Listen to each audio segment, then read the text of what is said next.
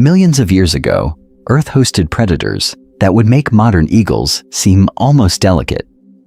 Imagine a feathered hunter, the length of a small car, moving quietly through a conifer forest, claws flexing in the half-light, while far above, a bird with a wingspan wider than a small plane glides in slow circles over the same ancient landscape. These were raptors in the broadest sense, and their history stretches across much of the planet's deep time. In modern language, the word raptor often creates confusion.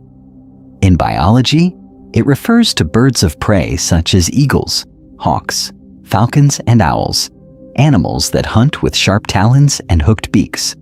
In dinosaur paleontology, it usually means dromaeosaurids, the sickle-clawed theropods made famous by films, including forms like Utahraptor and Dakotaraptor. In popular culture, the term has expanded further to describe almost any fast, intelligent predator with claws, regardless of its exact lineage. Because of this, it is important to define clearly what is meant in this episode. Here, raptor will be used in a functional way. It will describe predators, dinosaur or bird, that killed with grasping forelimbs or talons and relied on speed, precision, and powerful feet rather than sheer bite force alone. Utahraptor, perhaps reaching 6 to 7 meters in length and weighing more than 500 kilograms, fits this description on land. Argentavis magnificens, with a wingspan of 6 to 7 meters, pushing the limits of flight in Earth's atmosphere, fits it in the air. Both were giants shaped by their environments and by the changing conditions at the planet's surface. This episode will explore these animals calmly, focusing on size, behavior, and the surprisingly relaxed, energy-efficient lifestyles that many large raptorial species likely followed. Instead of constant high-speed chases, life at this scale often depended on waiting, soaring, and choosing the right moment to move. Haast's eagle, for example, seems to have ambushed giant moa rather than pursuing them over long distances. During this time in Earth's history, patience could be as deadly as speed. To understand how such giants formed, the story will move along a macro timeline.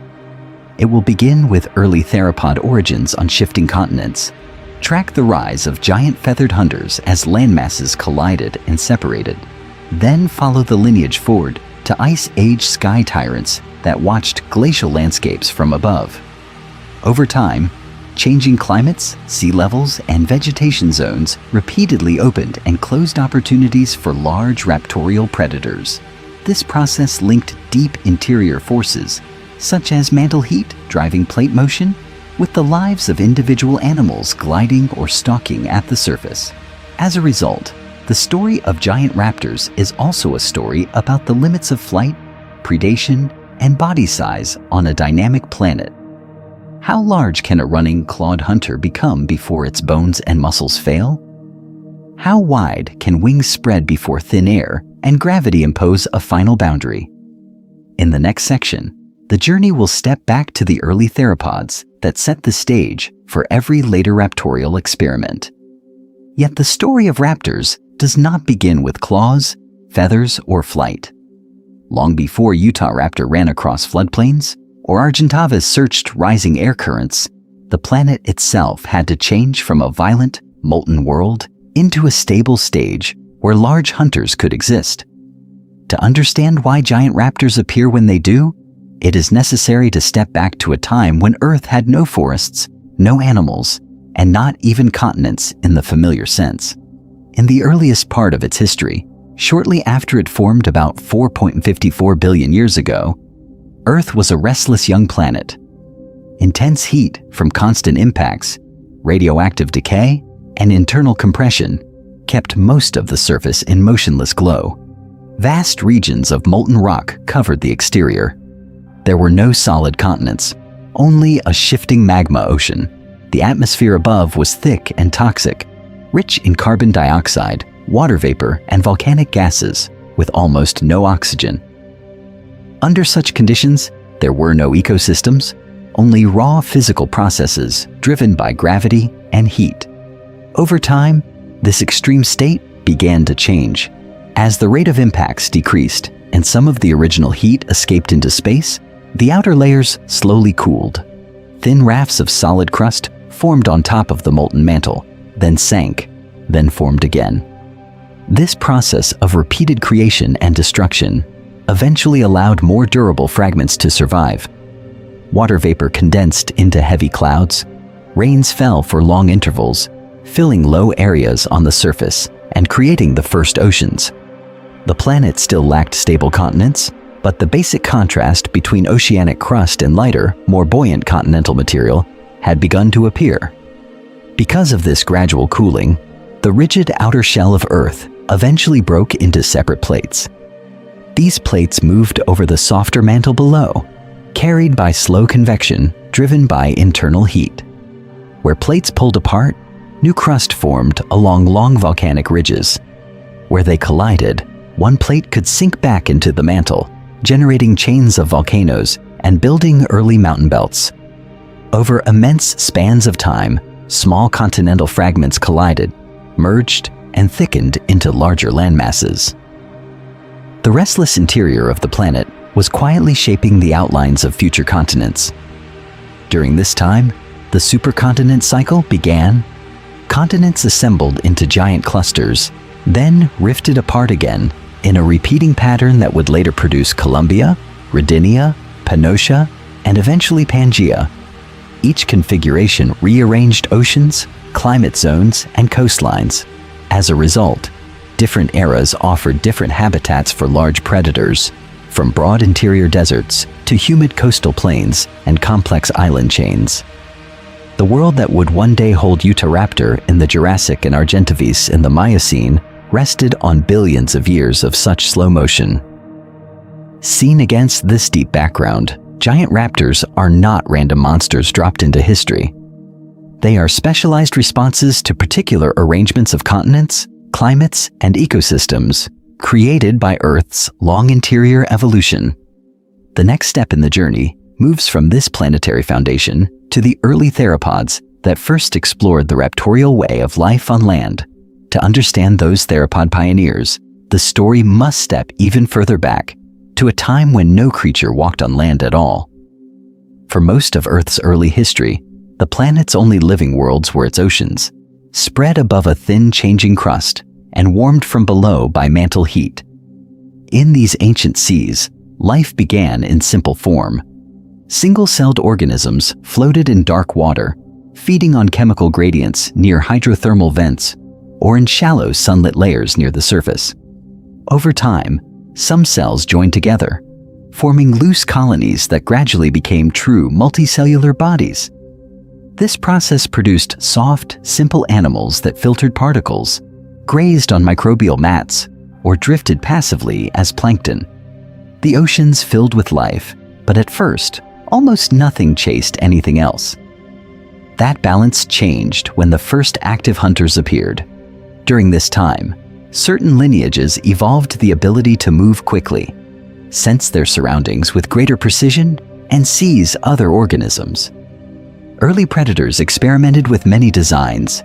Some developed hard external armor for protection, others grew spines or plates, and still others evolved jointed limbs that could grasp or stab.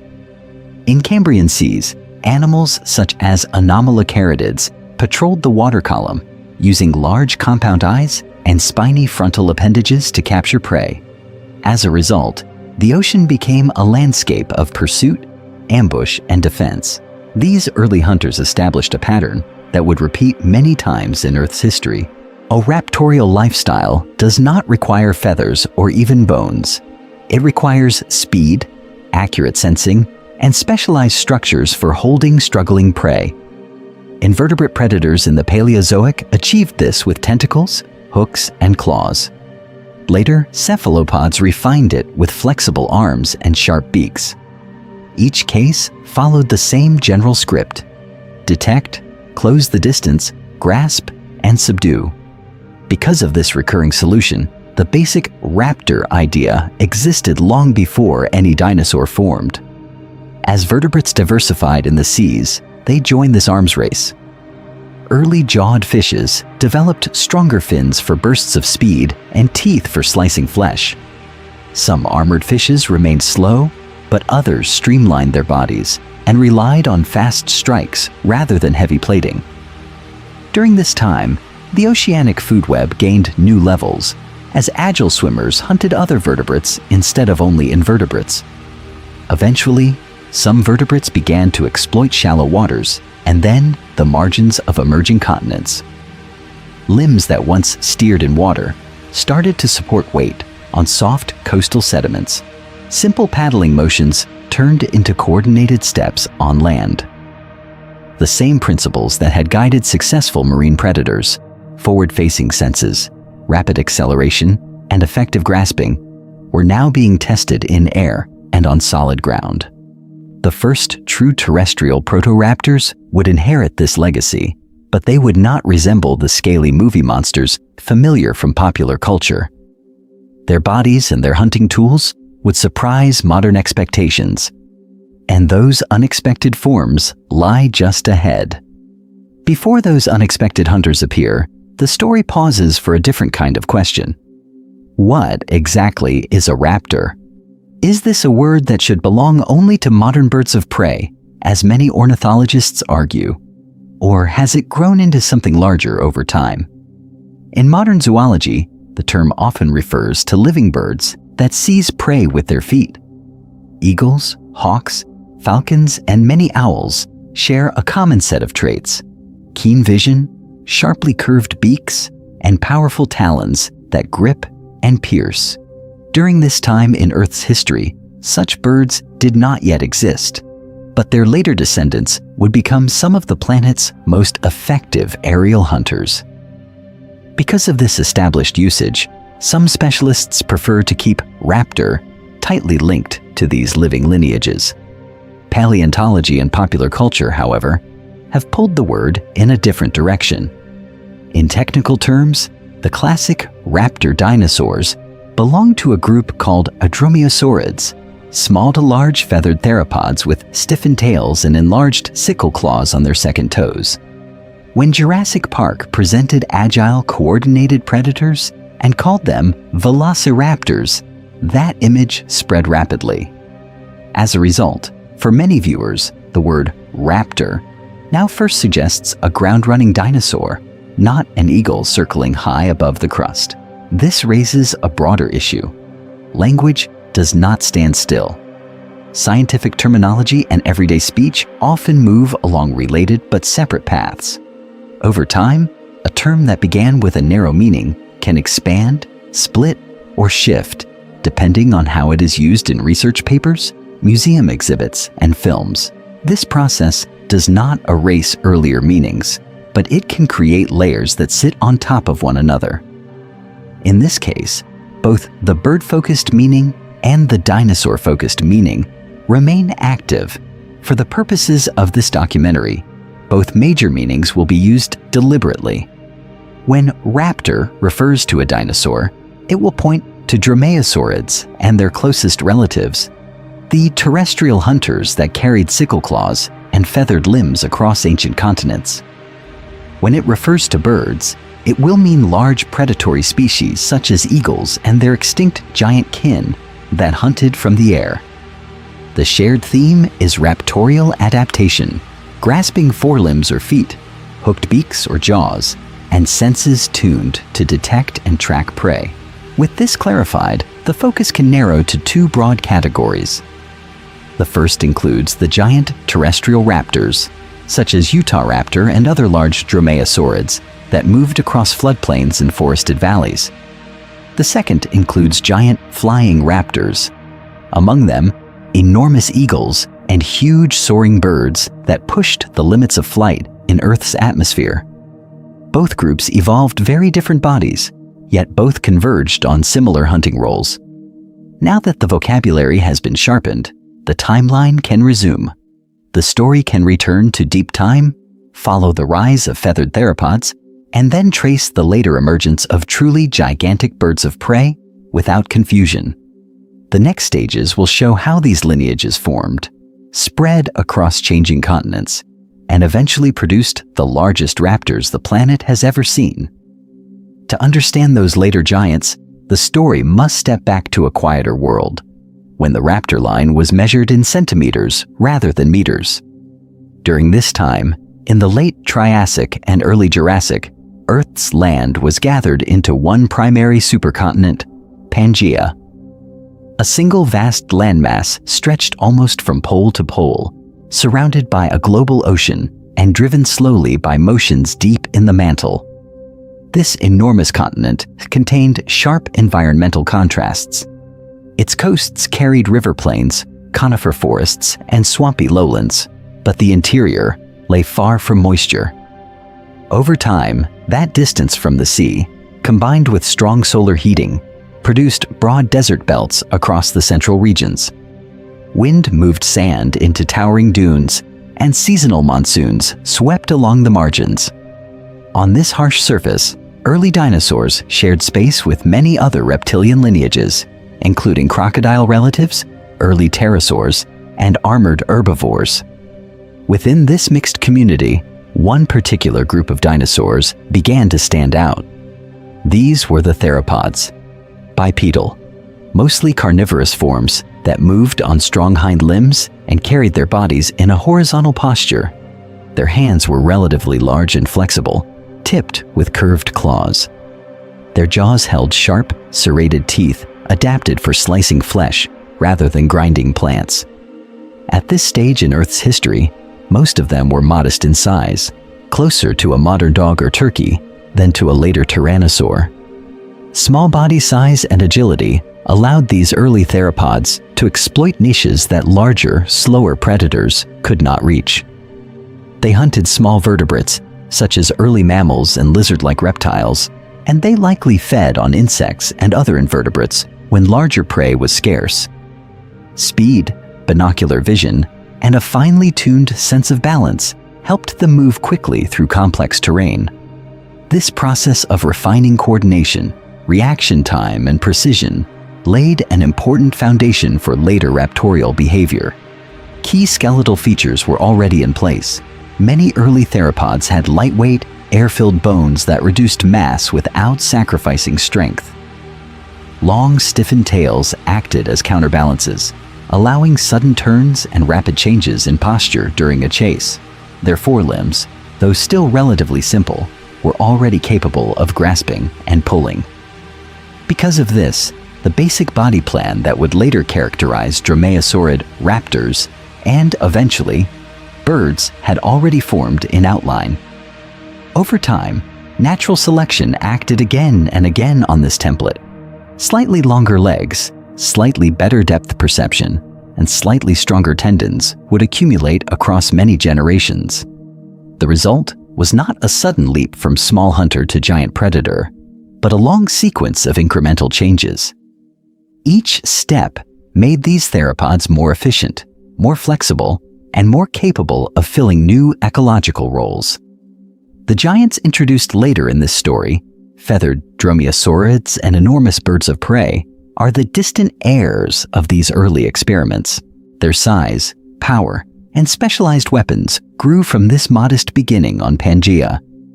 The next stages will follow how this basic theropod design diversified, gained feathers, and eventually produced the first true raptors of the Mesozoic world. The next major change in these theropod hunters did not begin with flight, but with something softer and more surprising: feathers. Long before true birds appeared, parts of the dinosaur family tree were already becoming fluffy predators. What did that transition actually look like on the ancient surface of Earth? The evidence is written directly into the fossils. In several non-avian theropods, the arm bones preserve rows of tiny bumps called quill knobs, attachment points for strong, wing-like feathers. In other specimens, fine impressions of filamentous coverings surround the skeleton, showing simple hair-like strands and more complex branched plumes.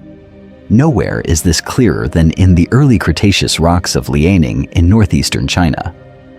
During this time, volcanic ash repeatedly buried lakes and floodplains, forming exceptionally fine sediment that captured delicate traces of skin, feathers, and even color patterns in small carnivorous dinosaurs. These early feathers did not begin as flight machinery. Over time, they appear to have served several basic roles: insulation to hold in body heat, display structures to signal to rivals or mates, and sensory extensions that helped animals detect air movement or touch. For small active hunters with high metabolisms, a fuzzy coat would have been as important as sharp teeth. Because of this, many non-flying theropods in cooler or seasonal environments likely carried at least a partial covering, even if the exact distribution varied from head to tail.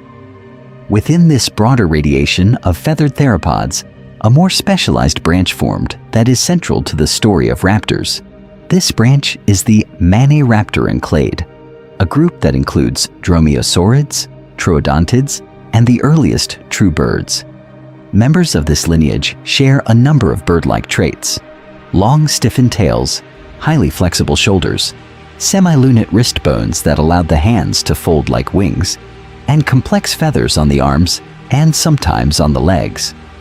As a result, the boundary between non-avian dinosaur and early bird in this group becomes gradual rather than sudden. Visualizing these animals requires setting aside the traditional image of naked reptilian predators.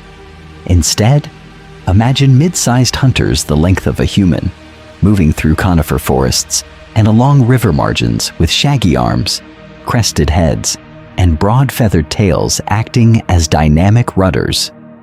In life, many would have seemed closer to oversized, ground-running birds of prey than to the scaly movie monsters often associated with the word dinosaur. Their feathers would have rippled with each step, catching light and shadow as they stalked smaller vertebrates across the ancient continents. The most striking twist in this history is that feathered lineages did not remain small. Over time, some Maniraptorans scaled up dramatically, turning the fluffy body plan into the framework for large, powerfully built predators. What happens when the design of a hawk or a dromaeosaurid is expanded to the size of a car or beyond? The next sections will follow those experiments in size, from giant ground-hunting raptors to immense soaring birds that pushed Earth's atmosphere and their own bones and muscles to the limit.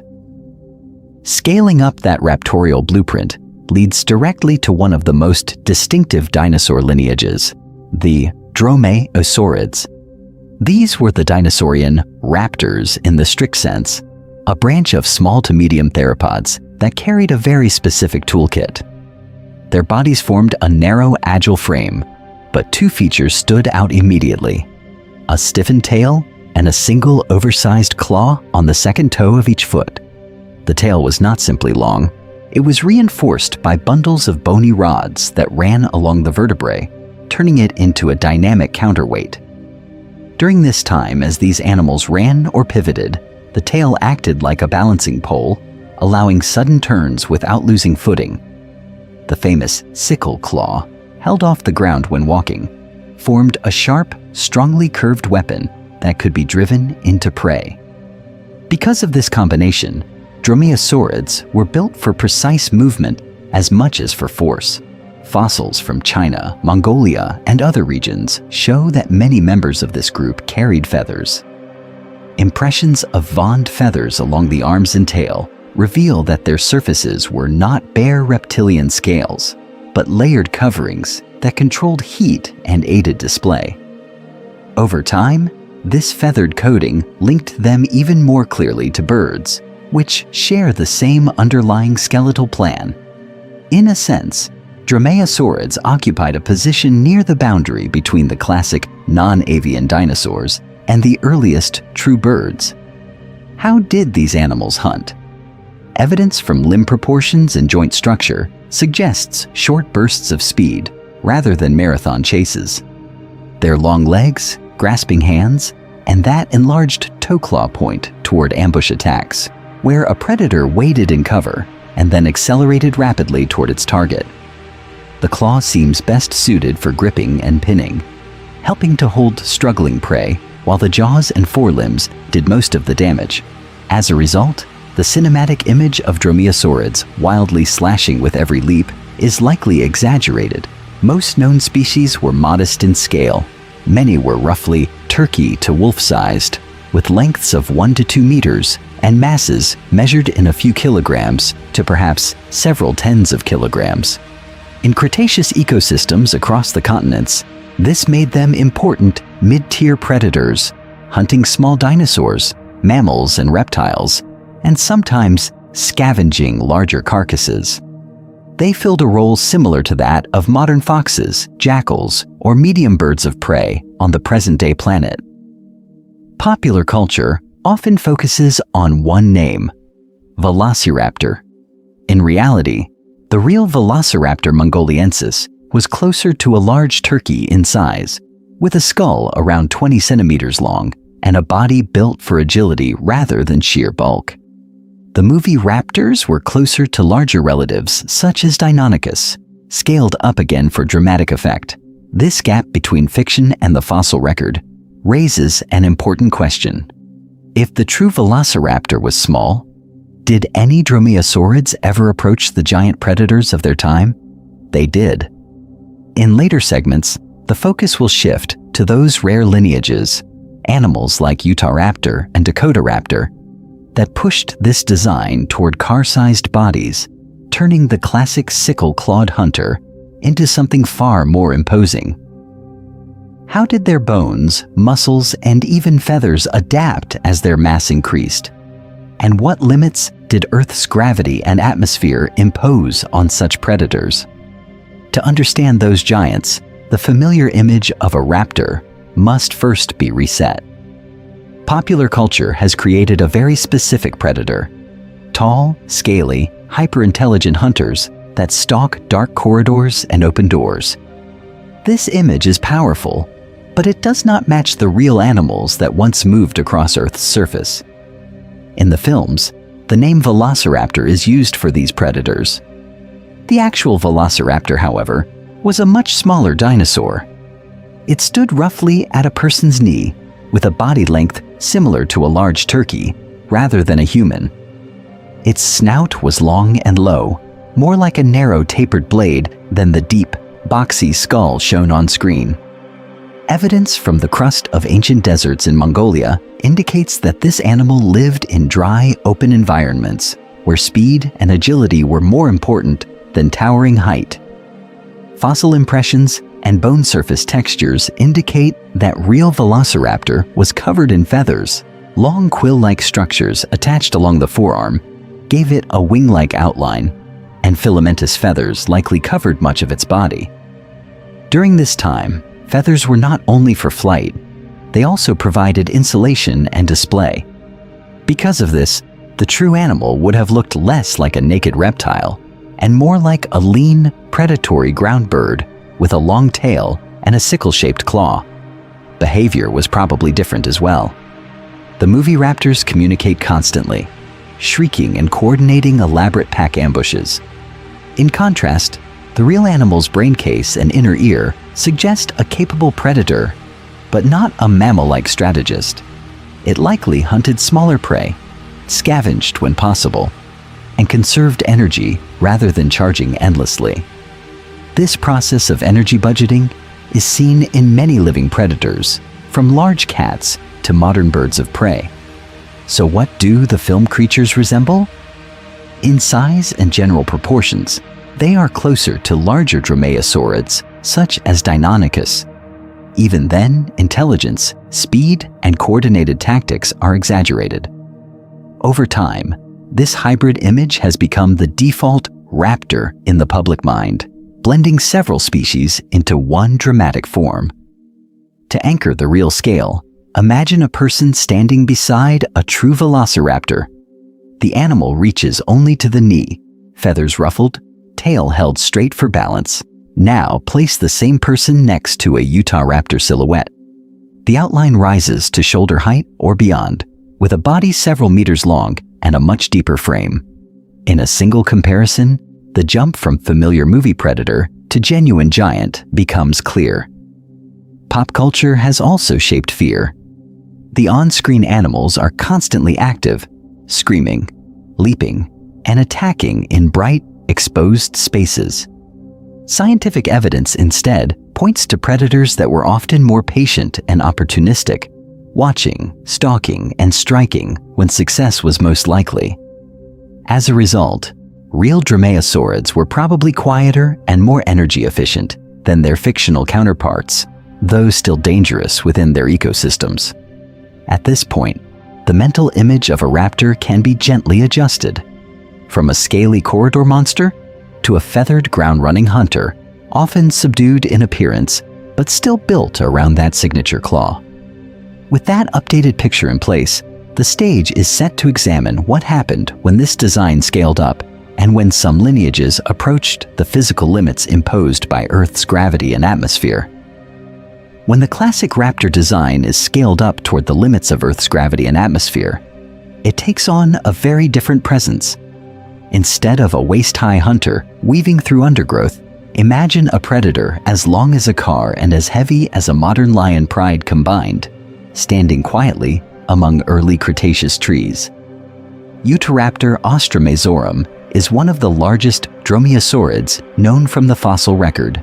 Estimates suggest a length of around 6 to 7 meters from snout to tail tip, with a mass potentially exceeding 500 kilograms.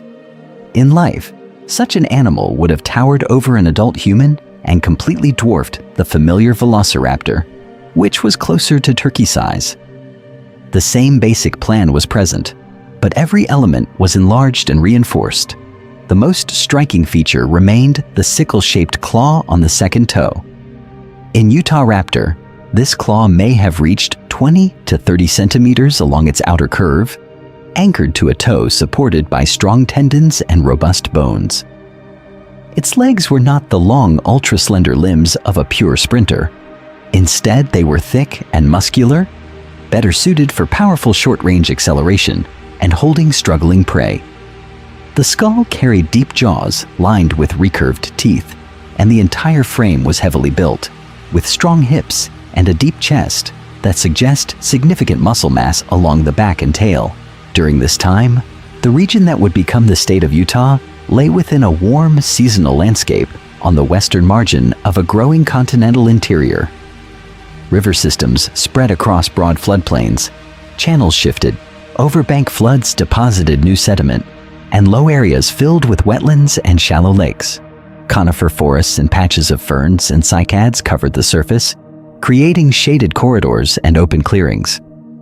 Herds of large herbivorous dinosaurs, including iguanodonts and early relatives of later giant sauropods, moved through these environments, leaving tracks and carcasses that shaped the local ecosystem. In such settings, a half-ton raptor was unlikely to behave like a tireless pursuit hunter. Its mass and body proportions point instead toward ambush or very short bursts of pursuit. Concealed in forest margins or along riverbanks, Utahraptor may have waited for moments of vulnerability. A juvenile separated from the group, a sick or injured adult, or an animal slowed while crossing soft floodplain mud. Could an animal of that size reliably bring down a fully healthy large dinosaur? Most hypotheses suggest that juvenile or weakened individuals were safer targets, with the raptor using its claws and body weight to destabilize and restrain rather than to instantly kill. Because of this, its daily rhythm was probably dominated by patience and energy conservation. Long periods may have been spent resting in shade, preening feathers, or moving slowly between favored ambush sites as herds shifted across the landscape. Over time, this process of waiting, testing, and occasionally striking would have balanced the high energy cost of each attack. The mental image becomes less of a frantic movie monster and more of a quiet, heavy presence in the undergrowth, shaped by the same physical limits that govern all large predators on this planet. As a result, Utahraptor serves as a bridge between familiar small raptors and the true giants of the raptorial world. It raises a natural question. If a ground-running predator could reach this scale, what happened when the raptorial lifestyle took to the air and pushed against the limits of flight itself? If Utah Raptor shows how far a ground-running raptor could grow in dense, broken terrain, then Dakota Raptor and Achillobator reveal what happened when long-legged hunters stepped onto broader plains. These animals were not small, darting shapes in the undergrowth. They were human-to-car-sized predators that carried the raptorial toolkit out across more open landscapes. Dakota Raptor is known from the late Cretaceous of what is now North America, preserved in the sedimentary layers of ancient floodplains that once lay on the edge of a shallow inland sea. During this time, broad river systems spread across the continent's surface, depositing sand and mud that later hardened into rock. Within this crust of Cretaceous sediments, paleontologists uncovered bones of a dromaeosaurid with unusually long, powerful hind limbs. The animal likely reached around 5 to 6 meters in length, with a hip height comparable to a human and a frame that was relatively lean for its size. Achillobator, from late Cretaceous Mongolia, presents a related but distinct experiment in large raptor design. It lived on the opposite side of the planet, in environments shaped by different regional climates and shifting continents. Yet it converged on a similar overall scale. Its hind limbs were robust, with a massive Achilles tendon region that inspired its name, and a body plan that suggests strength and endurance rather than short, explosive bursts alone. Over time, this combination of power and size would have favored individuals able to travel efficiently between scattered prey sources. Limb proportions provide an important clue to how these predators lived. In Dakota Raptor, the lower leg bones are relatively long compared with the thigh, a pattern often associated with better running ability in terrestrial animals. This process of elongating the distal limb segments reduces the energy cost of each stride. As a result, Dakota Raptor is thought to have been more cursorial than Utah Raptor, better suited to crossing open floodplains and perhaps engaging in pursuit predation. Instead of waiting in dense cover, it may have followed herds of mid-sized herbivores, testing them for weakness over distance. Achillobator, with its heavier build, may have taken a slightly different approach while still relying on long-distance movement. Its strong hind limbs and reinforced joints hint at an animal that could handle struggling prey and uneven ground, perhaps in more varied terrain, along river margins and low uplands. Could it have combined steady travel with sudden, forceful ambushes, using its weight and talons to bring down animals that had little room to escape? Compared with Utah Raptor's likely ambush-oriented tactics in cluttered environments, both Dakota Raptor and Achillobator appear to represent a shift toward more cursorial strategies.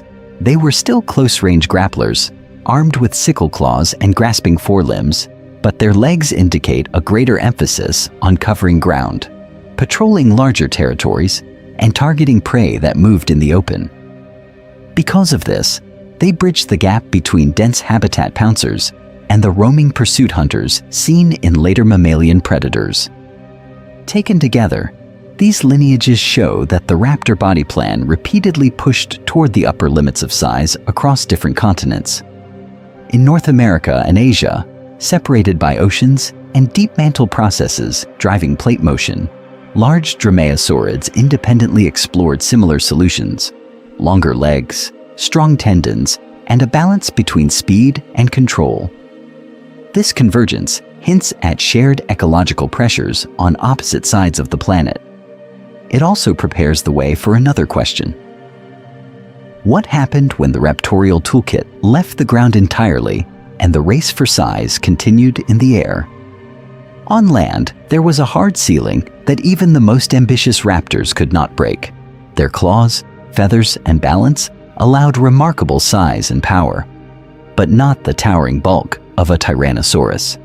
To understand why, it is necessary to look at how Earth's gravity, bone strength, and energy budgets quietly set the rules for every large predator on the planet's surface. Large bipedal hunters face a simple mechanical problem. All of their weight must pass through 2 hips, 2 knees, and 2 ankles. As body mass increases, bone strength does not keep pace in a linear way. The leg bones must thicken, joints must broaden, and tendons must stiffen just to keep the animal from collapsing when it walks, turns, or jumps. During this time in Earth's history, a charging dromaeosaurid that slammed a sickle claw into prey would send sudden forces up the limb. Those impacts rose sharply with every extra kilogram. Because of this, balance became more difficult at large size. A Utahraptor, perhaps over 500 kilograms, had to keep its center of mass carefully aligned over its feet. The stiffened tail acted like a counterweight, but every powerful leap or kick risked over-rotation and joint damage. This process favored a compromise, strong enough to tackle large prey, yet light enough to recover from a misstep. The classic Raptor toolkit worked best within that moderate mass range.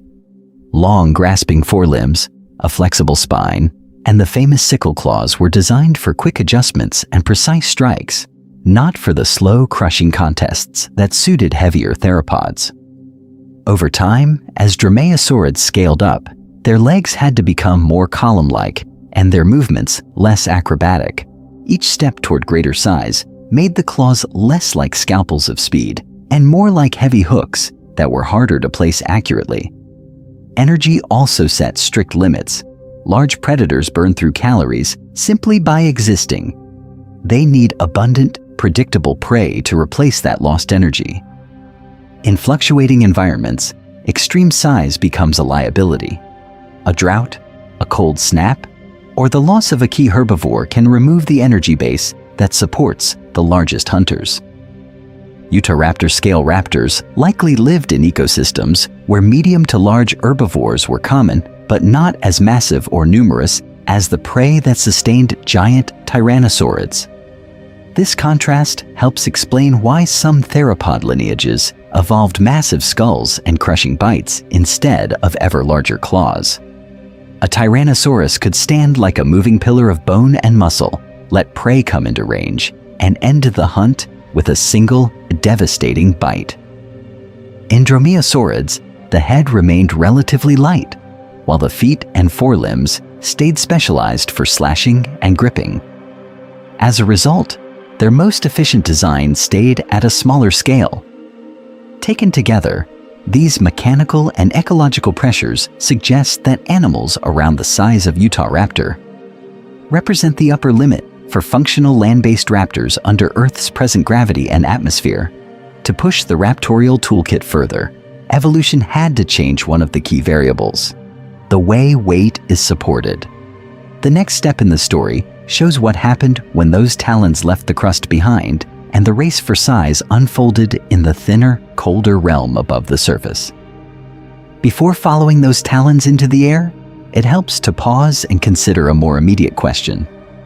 If a human-sized observer were suddenly placed on the late Cretaceous surface, with only a basic awareness of the landscape, which threat would be preferable? A single giant Utahraptor, or a coordinated group of smaller agile raptors hunting together?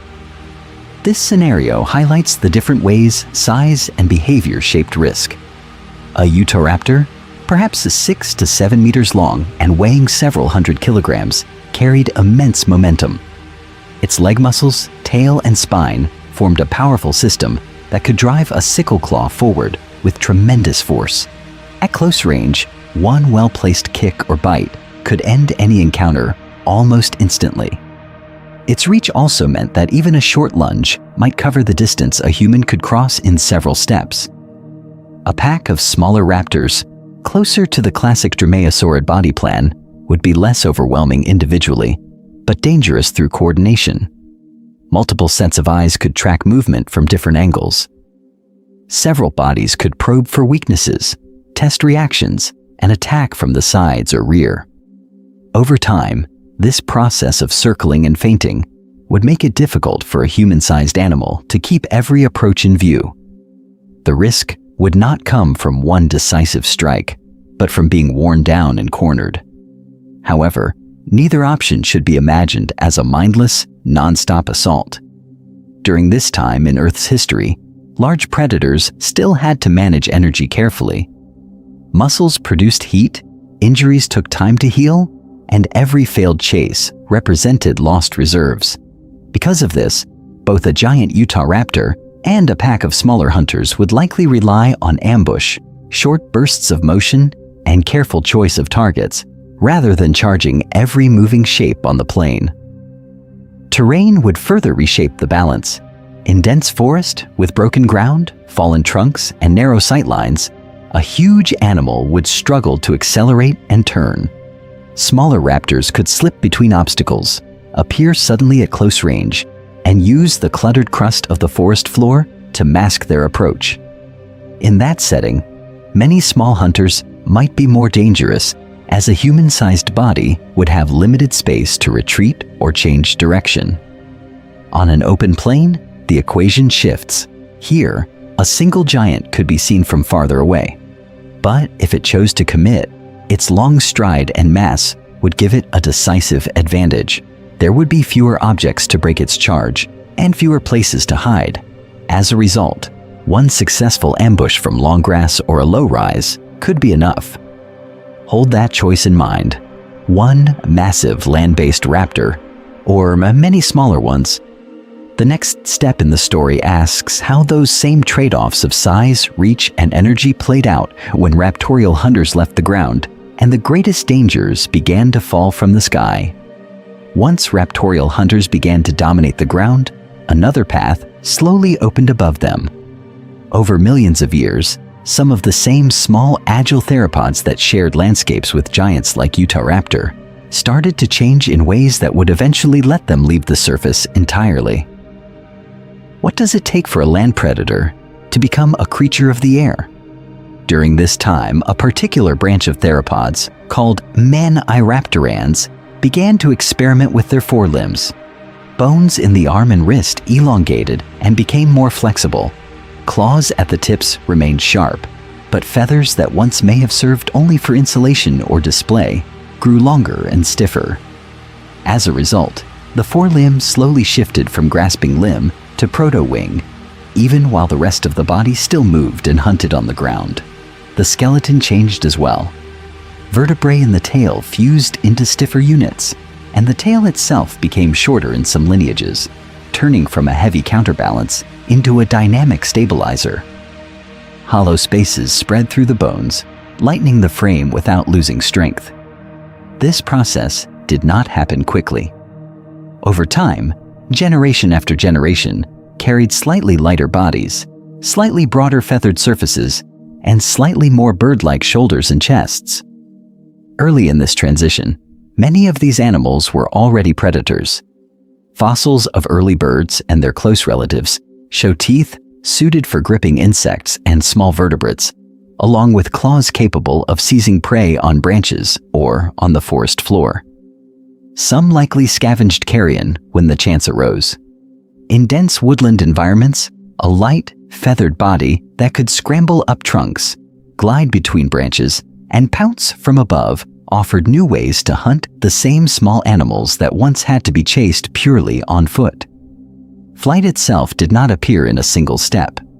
At first, feathered forelimbs probably acted as air brakes and steering surfaces during leaps, letting hunters control their landings and extend their jumps. Later, behaviors such as wing-assisted running, where flapping helps a running animal climb steep surfaces, may have given an advantage on rough terrain. From there, stronger chests, more refined feathers, and more coordinated flapping gradually crossed the threshold into true powered flight. Across this long climb from ground to sky, the core raptorial traits did not vanish. They were repurposed. Keen eyesight that once scanned open plains now tracked movement through dappled forest light. Hooked claws that had raked along flanks now gripped perches and pinned struggling prey. Agile, balanced bodies that dodged between rocks now threaded through branches and rode shifting air along cliffs and canopy edges. Because of this continuity, the first true aerial raptors did not represent a break from their dinosaur ancestors, but an extension of the same hunting tradition into a new medium. Once flight was mastered, evolution could begin asking a new question. How large can a predator become while still trusting its life to the thin air above Earth's crust? The answer would lead to some of the greatest wingspans the planet has ever formed, Those giant wingspans did not appear in a vacuum. To understand them, it is necessary to step into a much later chapter of Earth's history. Long after the last non-avian dinosaurs vanished, and new predators began to rule the air in a different way. This was the Cenozoic, the age of mammals, but it was also the age in which true birds of prey quietly claimed the skies. During this time, the planet's continents had broken far from the configuration of Pangaea. Expanding forests, open grasslands, and rising mountain chains created a mosaic of habitats. Mammals diversified into grazers, climbers, and burrowers, and in parallel, several bird lineages turned to an ancient solution: hunting with talons. Over time, these lineages refined a shared set of traits that define modern raptors. At the core of the raptorial design is the head and foot. A sharply hooked beak, with cutting edges and a piercing tip, allows an eagle or hawk to tear flesh from bone with precision. Powerful, grasping feet, armed with long, curved talons, can close with tremendous force, pinning prey against the ground or crushing it outright. Forward-facing eyes, supported by large bony orbits, provide overlapping fields of view and exceptional depth perception. This process of specialization is anchored by the chest. Massive flight muscles, attached to a deep keel on the sternum, drive rapid wing beats and sudden bursts of acceleration. From this shared foundation, different families took separate paths. Accipitrids, the group that includes eagles, hawks, and kites, often favor broad wings and wide tails, using rising columns of warm air to soar for long periods while scanning the surface below. Falconids, such as falcons and kestrels, developed narrower, swept-back wings that trade some maneuverability for speed, allowing controlled stooping dives that can exceed 300 kilometers per hour in species like the peregrine falcon. Because of this divergence, aerial hunting strategies now range from high-altitude cruising to explosive ambush from a shaded perch. How far could such specializations be pushed? Modern raptors also provide a scale for what large means in the present atmosphere. Small kestrels may weigh little more than a few tens of grams and hunt insects or small vertebrates along field edges. Medium-sized hawks and buzzards reach a few hundred grams to a kilogram, preying on rodents and small birds. The largest living eagles, such as the harpy eagle or Steller's sea eagle, can approach or exceed 6 to 9 kilograms, with wingspans near 2.5 meters. Within this range, they already challenge the limits of takeoff from forested or coastal terrain. Yet even these imposing hunters are not the upper boundary of what flight and talons can achieve in Earth's present-day air. Fossils reveal raptorial birds whose mass or wingspan stretched far beyond any living eagle. As a result, the familiar silhouette of a circling hawk becomes only a starting point. The next step is to examine those extinct giants and ask, how did a predator many times heavier than a harpy eagle still trust its life to the wind? To answer that question, it helps to meet a raptor that trusted the wind more than its own muscles. Argentavis magnificens from Miocene South America represents one of the largest flying birds ever known. During this time, around 6 million years ago, broad grasslands and open plains stretched across parts of the continent. Above them, this silent figure may have traced slow, deliberate circles in air that seemed almost too thin to hold it. Argentavis is estimated to have carried a wingspan of roughly 6 to 7 meters, rivaling the length of a small light aircraft. Its mass, around 60 to 70 kilograms, brought it close to the weight of a small human. This combination pushed the physical limits of flight in Earth's atmosphere. The planet's surface air density, gravity, and wind patterns all had to cooperate. Because of this, Argentavis could not afford to fly like a smaller hawk or falcon, beating its wings rapidly and changing direction on a whim. Its likely appearance reflects this constraint. Reconstructions suggest very broad, elongated wings with a high aspect ratio, similar in principle to modern albatrosses and large vultures. The head, although still formidable, seems relatively small for the overall body, attached to a long neck that could scan the ground below. This body plan formed a living glider. Long primary feathers would have spread the load of its weight across the air, while strong but lightweight bones, anchored into a deep chest, allowed measured, powerful strokes only when necessary. Flight for such a heavy bird depended on using the atmosphere as a structural support. Rising columns of warm air, called thermals, likely provided most of the lift. Argentavis may have launched from elevated ridges or strong updraft zones, then entered a slow spiral, climbing without much flapping. Once at height, it could convert altitude into distance, gliding for tens of kilometers while losing very little energy. Over time, this process of climbing and gliding would have carried it across large regions of the Miocene landscape. Diet and behavior hypotheses reflect the same emphasis on efficiency. Many researchers propose a lifestyle centered on scavenging large carcasses in a way somewhat comparable to modern condors.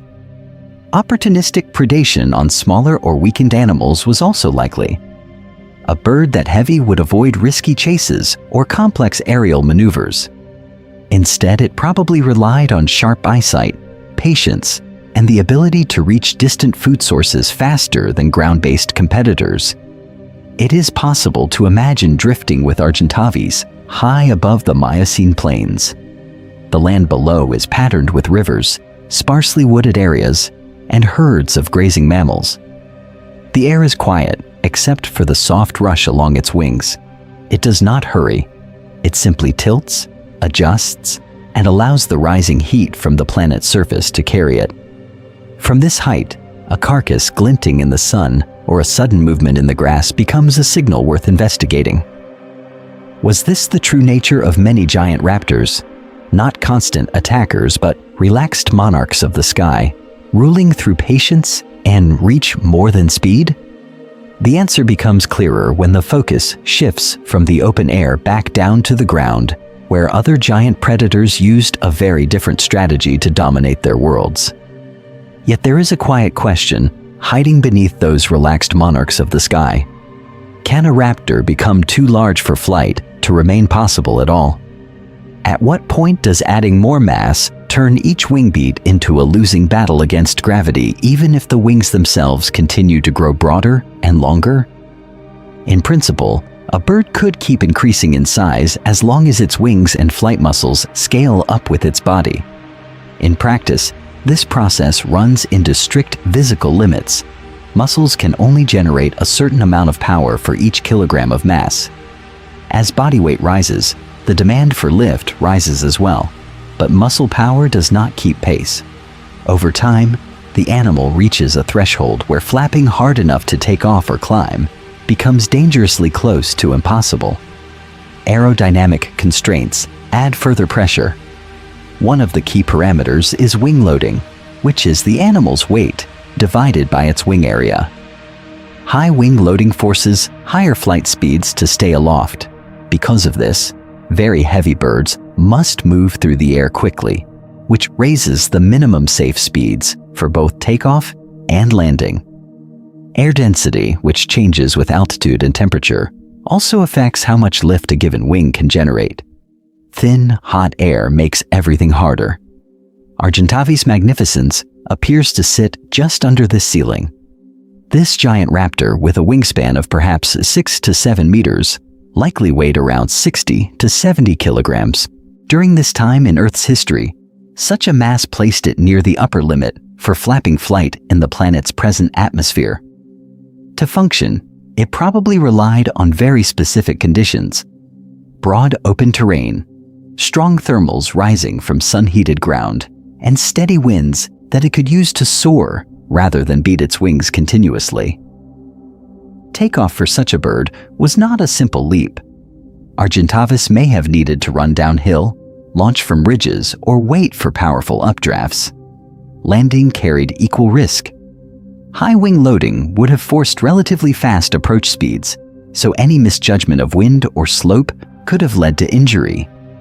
As a result, its daily movements were likely planned around the landscape and the sky, not only around prey. Other lineages faced the same limits and crossed them.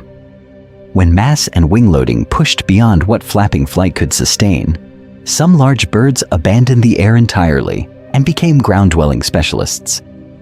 Over time, this produced imposing but flightless forms, such as giant moas and terror birds, that ruled their ecosystems without leaving the surface. Seen against this backdrop, giant flying raptors occupy a razor-thin band of possibility. They exist at the very edge of what the physics of Earth's atmosphere, gravity, and muscle power will allow. The next step in size does not lead to even larger flyers, but to a different kind of predator, one that must trade the sky for the ground.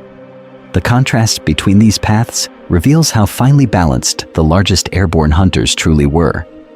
At the very moment when some predators were abandoning the sky for the ground, another experiment in giant flight was unfolding above the Ice Age continents.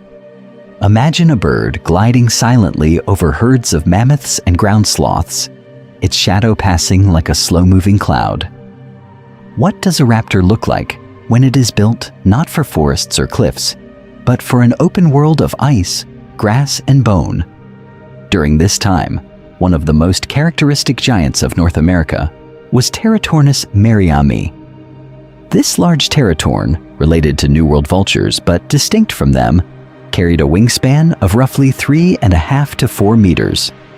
Its fossils, especially from the tar pits of what is now California, show that it was not a rare curiosity. It was a common presence in late Pleistocene skies, a regular part of the ecological fabric that formed above the great mammals of the Ice Age. The skeleton of Teratornis reveals how this process of enlargement shaped its body. Long, broad wings indicate a bird that relied on soaring rather than rapid flapping. Strong, well-developed legs and large feet suggest that it could walk and even run on the ground with confidence. The beak was deep and powerful, less like the delicate tearing tools of some vultures, and more like a hybrid between a scavenger's hook and a hunter's grasp. As a result, many researchers infer a mixed lifestyle, taking advantage of carcasses while also capturing smaller animals that could be subdued without excessive struggle.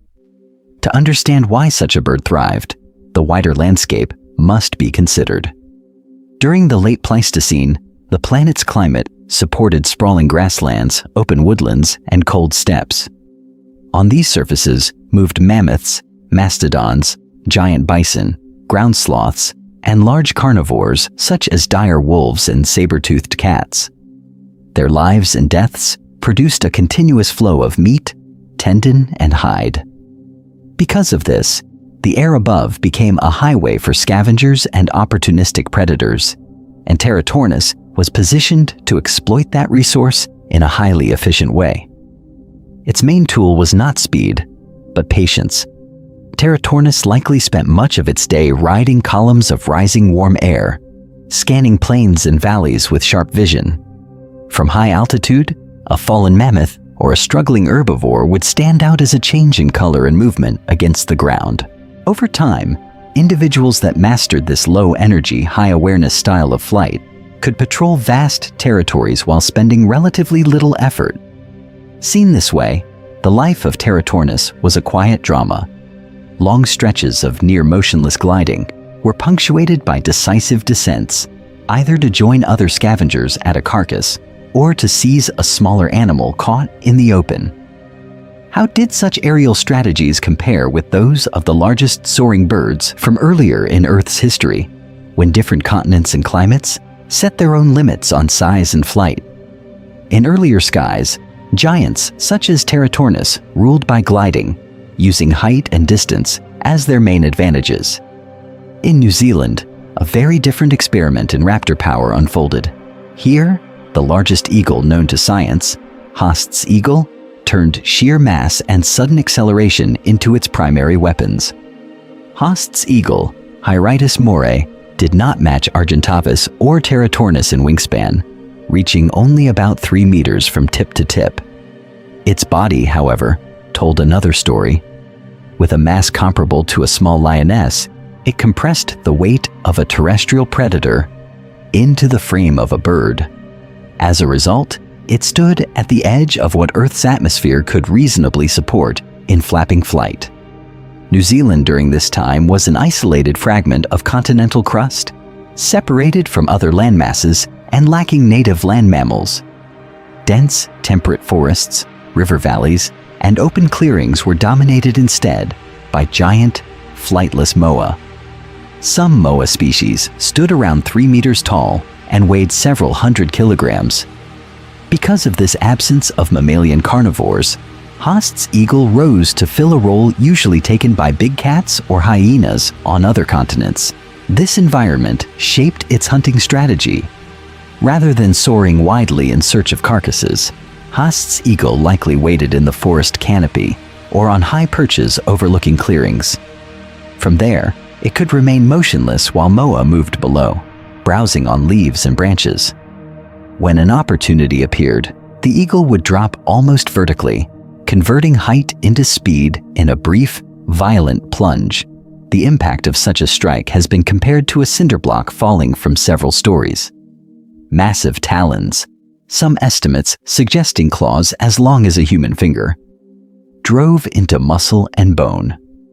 This process probably targeted the pelvis, back, or neck, delivering crushing blows that disabled an animal far larger than the bird itself. In a few seconds, a quiet clearing could turn into the site of a decisive kill. The skeleton of Haast's eagle records this lifestyle in detail. Its legs were exceptionally robust, with thick bones and expanded areas for muscle attachment, suited to gripping and subduing heavy prey. The talons were proportionally larger than those of any living eagle, functioning almost like the jaws of a big cat. Over time, the pectoral girdle and wing bones adapted not for long-distance soaring, but for explosive short-range flight and rapid braking just before impact. Imagine a still afternoon in an early New Zealand forest. Light filters through tall trees, and a group of moa moves slowly across a fern-covered floor. High above, a heavy shape waits among the branches, nearly invisible against the foliage. There is no warning call, no extended chase. A sudden rush of air, a blur of feathers and talons, and the largest bird of prey on the planet ends the encounter almost before it begins. How could such a specialized predator, so finely tuned to an island world, survive once that world started to change? In that silent forest, the attack is over, almost as soon as it begins. What follows is less dramatic, but far more representative of how the largest raptors on the planet actually lived. For apex predators, constant motion would have been a path to exhaustion, not success. Hunting requires bursts of speed, powerful muscles, and precise coordination. And this process consumes large amounts of energy each time it is attempted. Because of this, large predators benefit from avoiding unnecessary chases, injuries, and conflicts whenever possible. Predator energetics follows a simple rule. The energy gained from a kill must exceed the energy spent searching, chasing, and subduing prey. Over time, natural selection favors strategies that reduce wasted effort. Long-distance sprints, repeated failed attacks, and frequent fights with rivals would have drained limited reserves. Instead, many apex hunters rely on patience.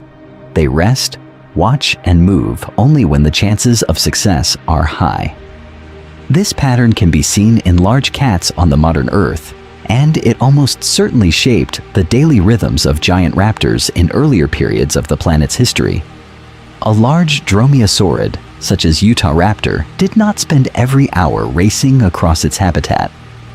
During the hottest part of the day, a heavy feathered body would have been sheltered in shade beside a rocky outcrop or beneath low trees, the animal's mass pressed against the cooler ground. Breathing slowed, eyes half closed, it would have conserved heat and water. During this time, only small adjustments of posture or occasional grooming movements disturbed the stillness. As temperatures fell, it might rise and begin a slow patrol along familiar paths, following game trails, sniffing the air, and listening for movement. Only when a vulnerable herbivore strayed too near, or a carcass scent drifted downwind, would that calm energy convert into a short, violent burst of speed? Giant birds followed a similar pattern of restraint. Argentavis, with wings stretching perhaps 7 meters from tip to tip, was shaped for soaring over wide plains rather than for constant flapping. Once airborne, it could ride columns of rising warm air, circling high above the surface with minimal effort. Long periods of gliding would have been interrupted by brief descents to feed on carcasses or to seize weakened prey. Haast's eagle in New Zealand spent much of its time perched quietly in forest or valley margins, scanning for moa. A single plunge, talons extended, could decide the outcome of an entire day. Their anatomy supports this picture of relaxing giants. Robust limb bones, deep chests, and large wings were suited to stable, efficient movement, not endless sprinting or flapping. As a result, dominance in their ecosystems allowed them to remain in low-stress, energy-saving states for much of their lives. The giants of talon and feather were not restless monsters. They were patient rulers, waiting for the precise moments when action truly mattered. Yet how did such relaxed strategies evolve from earlier, smaller hunters? And what links connect these dinosaurs and birds across deep time? To find those links, the story has to widen again, from individual talons to entire landscapes. Millions of years ago, Earth held environments that did more than host these hunters. They sculpted them. Whenever air, land, and climate aligned, the planet invited an experiment. How large could a raptor become and still move with precision? In the late Miocene of South America, broad warm plains stretched across the interior of the continent. The surface was open, with few tall forests to break the wind. Strong sunlight heated the ground each day, and rising columns of warm air formed powerful thermals. Argentavis magnificens, with a wingspan reaching 6 to 7 meters, evolved into a master of this process. It did not need to flap constantly. Instead, it launched from ridges or slopes, entered these spiraling pillars of air, and climbed with minimal effort. Over time, such conditions favored birds that could glide very far, search widely for carcasses or prey, and still return enough energy to support a massive body. Similar patterns appeared in Pleistocene North America, where Teratornis and its relatives soared above semi-open landscapes and lake basins. These regions combined steady winds, frequent thermals, and large grazing mammals concentrated on the ground. Because of this, large soaring raptors could patrol huge territories, scanning for vulnerable or dead animals. Climate stability during this time, with relatively predictable seasons and productive grasslands, meant that carcasses and weakened prey were rarely absent for long. The air itself became part of their hunting range, turning invisible currents into an extension of wing and bone. In contrast, the islands of New Zealand presented a very different experiment. Here, dense temperate forests covered much of the land, and large flightless moa moved through shadowed understories rather than open plains. In this setting, long glider-like wings were a disadvantage. Haast's eagle developed shorter, broader wings and a powerful body, trading extreme soaring for explosive ambush. It likely waited on perches or moved low through the trees, then struck at close range with immense force. As a result, it resembled a forest big cat in bird form, tuned to short bursts of violence in a cluttered, three-dimensional maze. Further back in Earth's history, during the Cretaceous, many large dromaeosaurids lived on broad floodplains and semi-arid regions. These landscapes were crossed by rivers that shifted channels over time and left wide belts of fertile soil. In dry seasons, water drew plant eaters into concentrated herds along lakes, oxbow ponds, and river margins. Utahraptor, Dakotaraptor, and similar forms likely patrolled these edges, using low vegetation, riverbanks, and subtle changes in the crust to conceal their approach. The prey came to the water. The predators learned the geometry of those gathering points. Underlying all of these cases is a common requirement. Large raptors depend on abundant, predictable prey. High body mass demands reliable energy. Climate regimes that maintained productive grasslands, rich forests, or diverse dinosaur communities created the conditions for such giants to persist. When that productivity faltered, the largest forms were often the first to vanish. Seen across Earth's history, a clear pattern emerges. Whenever the planet offered wide airspace, strong thermals, clustered prey, or dense forests with large herbivores, evolution pushed raptorial designs to new scales. Did this pattern end with the last teratorns and giant eagles? Or did it simply change form as climates and continents shifted again? To understand whether that pattern truly ended, the story has to zoom out far beyond any single species. Over tens and hundreds of millions of years, the rise and fall of giant raptors has been guided by something deeper than climate swings alone. It has been guided by the slow rearrangement of the continents themselves. When Pangaea existed in the late Paleozoic and early Mesozoic, Earth had a very different arrangement of land and ocean. Nearly all major landmasses were fused into one vast supercontinent wrapped by a global ocean. This enormous configuration shaped wind belts, ocean currents, and rainfall in ways that left much of the interior dry and seasonal, while long coastal margins supported wetter forests and wetlands. As the plates beneath the crust continued to move, Pangaea began to split apart, and this breakup transformed the stage on which predators evolved. This process of rifting opened new ocean basins, raised chains of volcanic mountains, and carved fresh coastlines. Over time, the shifting positions of the continents altered how solar heat was redistributed across the planet. Ocean currents were redirected, monsoon systems strengthened or weakened, and belts of desert, forest, and grassland migrated. Because of this constant motion, habitats that once formed a continuous band could fragment into isolated patches, while other regions that had been separate drifted into contact. Such geographic change has direct consequences for large hunters. Broad, continuous coastal plains can support dense herds and flocks, favoring wide-ranging pursuit predators, including fast-running dromaeosaurids. In contrast, broken island chains or rugged mountain blocks encourage ambush specialists and gliders that move between confined valleys. When continents cluster near the poles, colder, drier climates limit soaring giants. When they sit astride the tropics, warm air and strong thermals can help massive birds like Argentavis remain aloft with minimal effort. In each case, the planet's deep interior motions quietly filter which raptorial designs can reach enormous size. Isolation adds another layer. When a fragment of crust separates from a larger continent and drifts away, its fauna becomes cut off. Over millions of years, this isolation encourages endemism, the evolution of unique species that live nowhere else. New Zealand offers a striking example.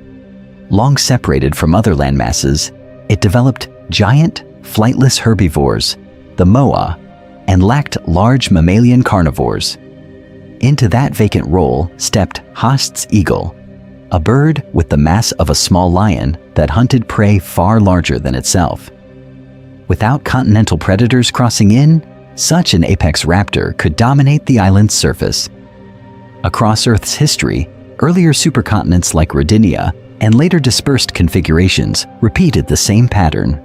Continents assembled, mountain belts rose, climates reorganized, and then the plates shifted again, breaking worlds apart. As a result, the opportunities for large predators were never fixed. They appeared, expanded, and vanished as land and sea rearranged. The giant raptors in this story are, therefore, not inevitable monsters. They are precise answers to specific maps of Earth, to particular climates and prey fields. As the continents continued to drift toward their present positions, a new set of constraints and possibilities emerged for the next generation of talent hunters. As the continents shifted into these new arrangements, a deeper pattern began to appear. Giant raptors did not simply arise wherever there was land and sky. They emerged where plate tectonics, climate, and prey fields lined up in a very specific way, and they vanished when that alignment broke down. When plates collide, separate or slide past each other, they reshape the entire surface of Earth. Mountain belts are raised, seaways open and close, and ocean currents are redirected. This process changes how heat and moisture move around the planet. As a result, rainfall patterns shift, monsoon systems strengthen or weaken, and large regions become warmer, cooler, wetter, or drier over time. A single new mountain range can cast a rain shadow across half a continent. Those climatic adjustments immediately transform habitats. Expanding highlands may feed great river systems that support dense forests. Drying interiors may turn once wooded lowlands into open grasslands and deserts. Coastal flooding can drown plains and replace them with shallow seas rich in marine life. Because of this, the distribution of prey is constantly being redrawn. Herbivores change their migration routes. Some lineages retreat into shrinking forests, and others radiate across fresh savannas. For raptorial predators, each of these landscapes holds different opportunities.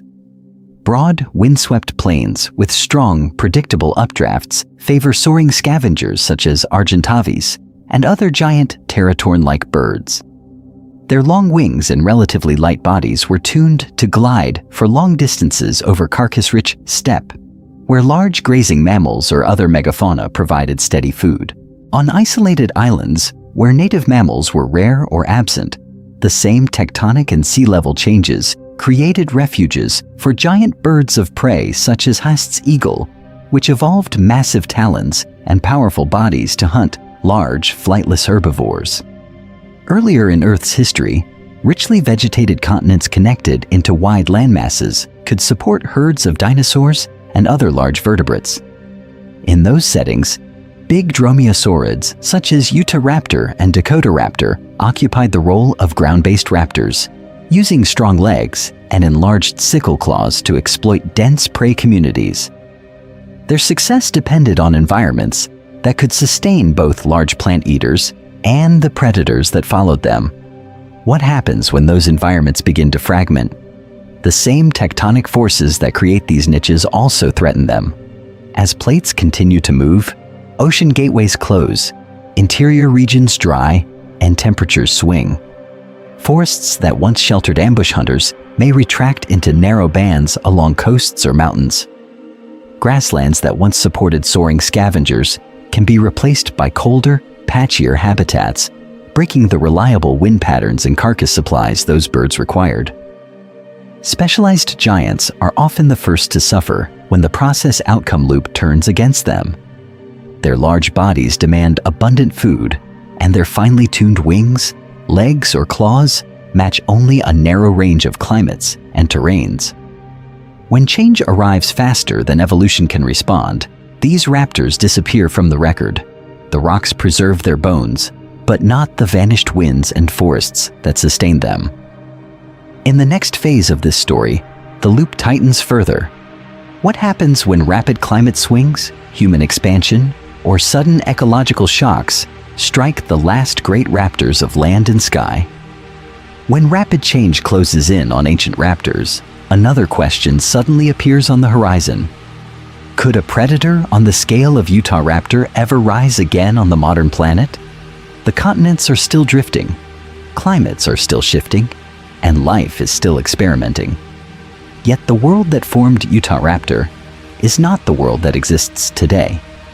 Utahraptor lived in a landscape where large dinosaur herds moved across broad, relatively continuous habitats. Herds of herbivorous dinosaurs provided a deep and predictable prey base. This process supported predators whose bodies and behaviors were finely tuned to hunting heavy muscular animals on land.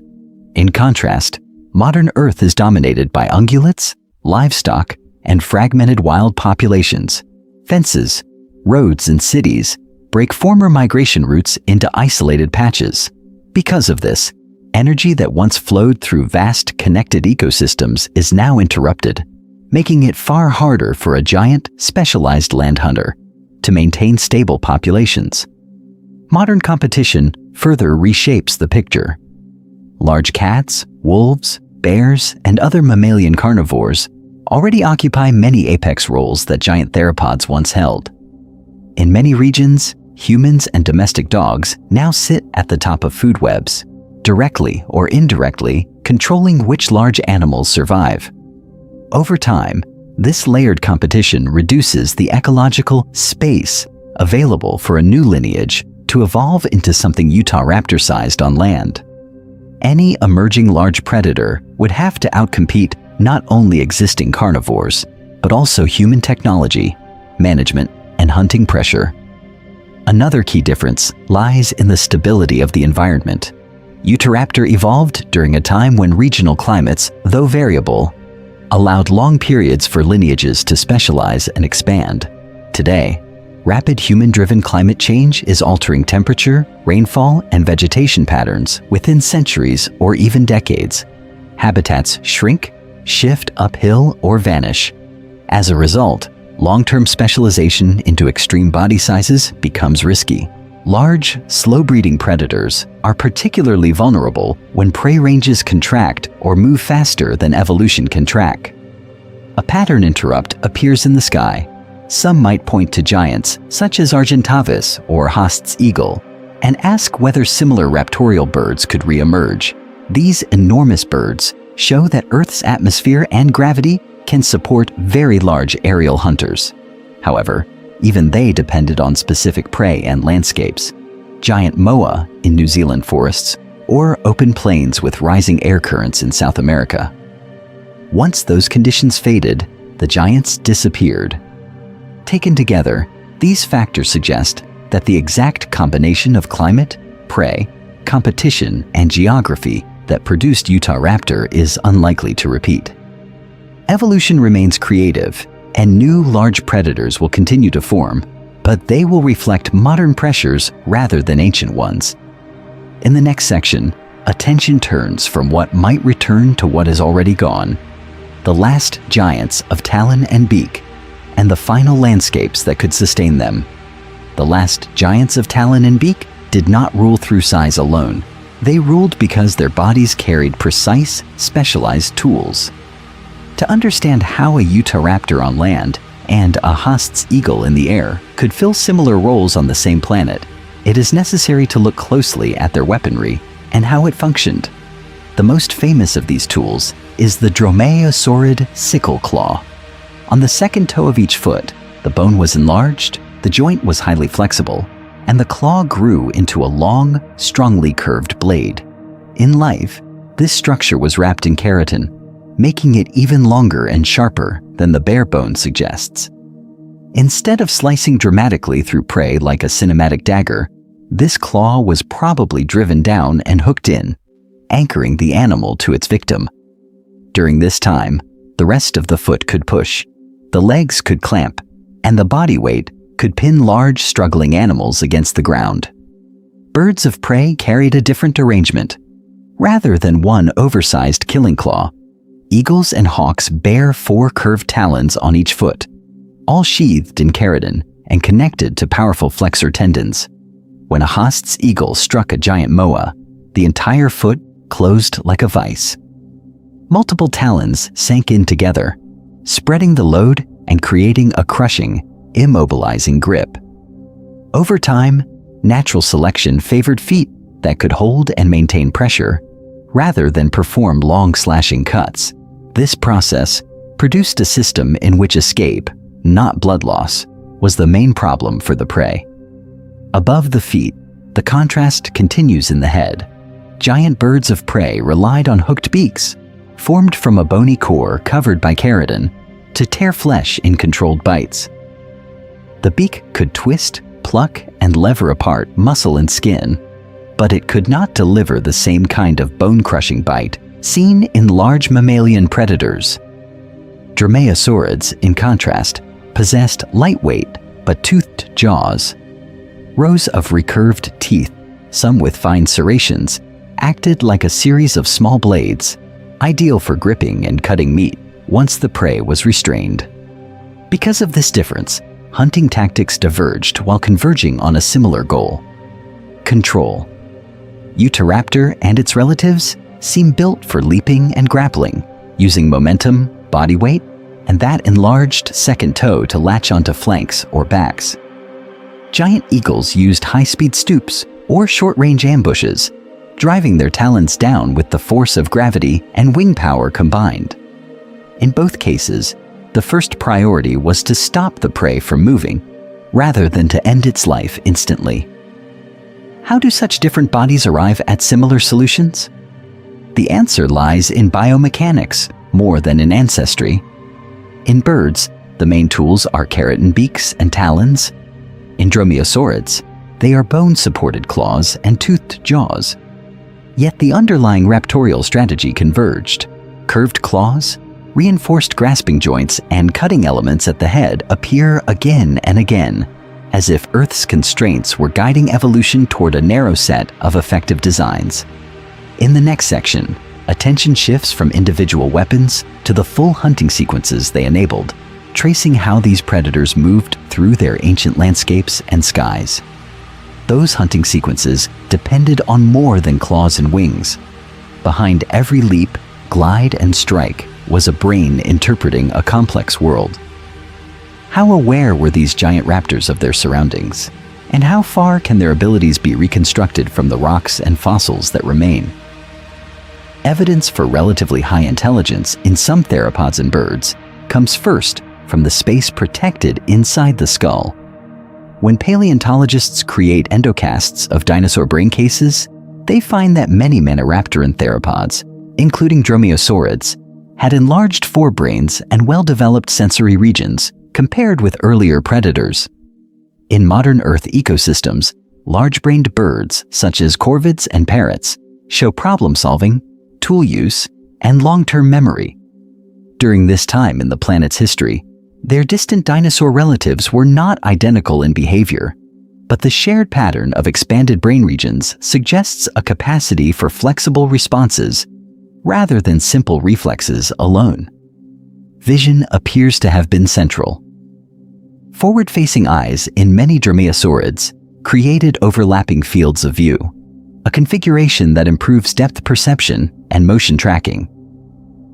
Endocasts show large optic lobes, indicating that a significant fraction of the brain's volume was devoted to processing visual information.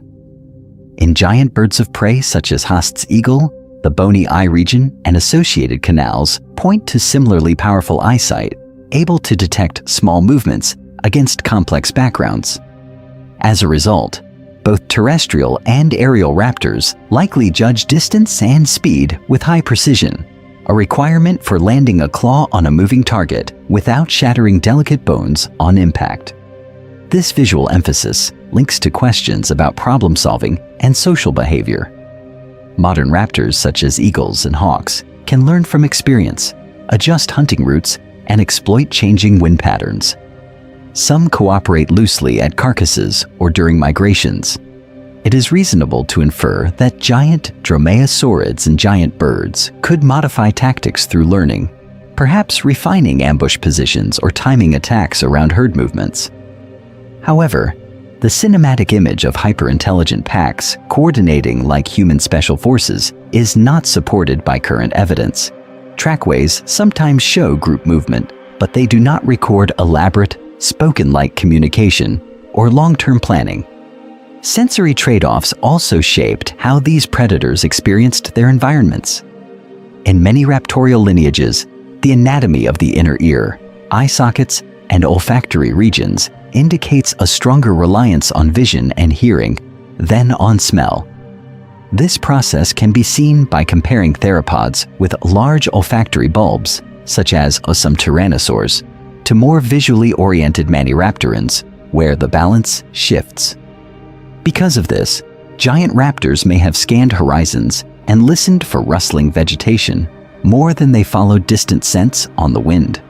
Taken together, these lines of evidence suggest alert, adaptable hunters rather than mindless brutes or near-human strategists. Their greatest power came from anatomical precision, patient observation, and efficient energy use.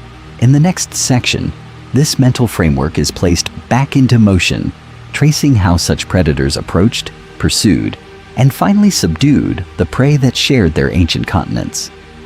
Those alert, economical hunters did not move through an empty stage. They lived inside dense, layered communities that filled every niche from the forest floor to the coastal shallows. To understand the largest raptors, it is necessary to place them back into the late Cretaceous landscapes that shaped their behavior and their limits. Around 75 to 90 million years ago, Earth entered one of the warmest intervals in its recent geological history. Global temperatures were higher, polar ice was nearly absent, and sea levels rose to flood the low edges of the continents. As a result, shallow epicontinental seas spread across regions that are landlocked today. North America was split by the western interior seaway, while broad island-like landmasses extended across parts of Asia. This patchwork arrangement created long coastlines, inland deltas, dry uplands, and forested floodplains in close proximity. During this time, typical food webs in these regions were complex and vertically structured. Large herbivorous dinosaurs, such as hadrosaurs and ceratopsians, grazed and browsed in herds, converting plant energy into moving biomass.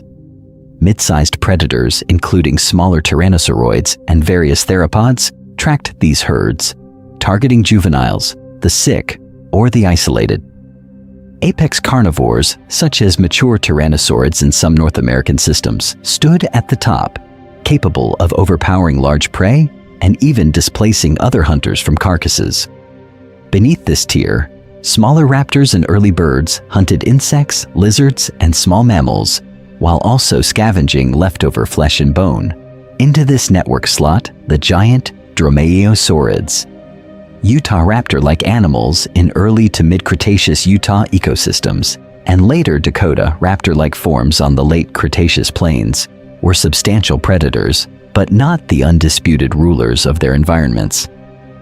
A Utah raptor, the length of a small car, or a Dakota raptor standing roughly human height at the hip, still shared territory with heavier, deep-jawed theropods whose bite forces and mass exceeded their own.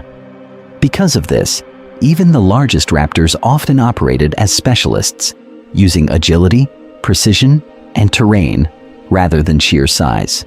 This arrangement depended on niche partitioning. Body size, leg proportions, and claw design steered each predator toward particular prey and hunting styles. Some tyrannosaurids were built for powerful bone-crushing bites at close range. In contrast, long-legged raptors with stiffened tails and grasping feet were better suited for rapid acceleration, slashing attacks, or ambushes from cover along river margins.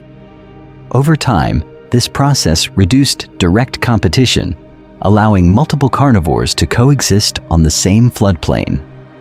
One might dominate carcasses in open areas, another might excel in forested channels, while smaller raptors and early birds cleaned the scene afterward. Seen in this light, even the largest dromaeosaurids were threads in a wider ecological fabric rather than solitary terrors dominating the landscape.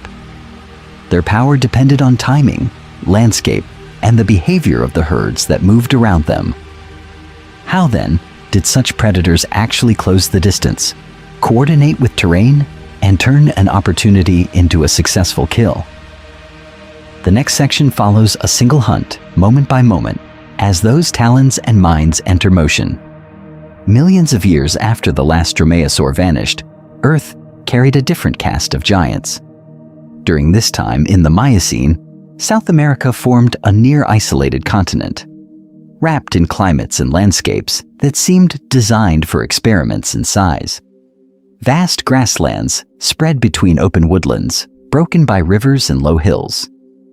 Herds of grazing mammals moved across this surface, strange hoofed relatives of horses and camels, heavy-bodied notungulates, and nimble, deer-like forms that had no exact match in the modern world.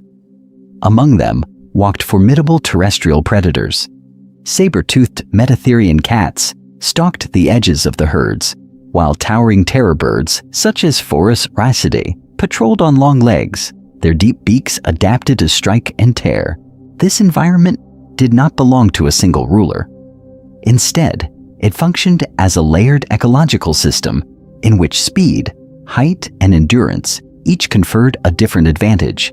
Into this already crowded arena entered one of the largest flying birds known, Argentavis magnificens. Argentavis did not sprint or ambush, it soared. With a wingspan approaching 6 to 7 meters, it used the air above these mammal-dominated plains as its hunting ground and highway. From high altitude, it could survey kilometers of terrain in a single slow circle, tracking the movements of herds and the activity of predators below. Carcasses left by saber-toothed hunters or fallen in riverbeds would have been visible targets, and Argentavis likely descended in long, controlled glides to feed. It may also have taken smaller animals directly, mid-sized mammals, ground birds, or even juveniles at the margins of the herds. Such a lifestyle depended on the structure of the continent itself. Over time, the Andes Mountains along South America's western edge rose higher as subducting oceanic crust dove beneath the margin of the continent. This process lifted long mountain chains and altered wind and rainfall patterns. Because of this, strong, reliable thermals developed as sunlight heated broad valley floors and high plateaus. Warm air rose in columns, creating invisible stairways into the sky. For a bird as large as Argentavis, these thermals were essential, reducing the constant energy cost of flapping and turning long-distance travel into a sequence of soaring glides.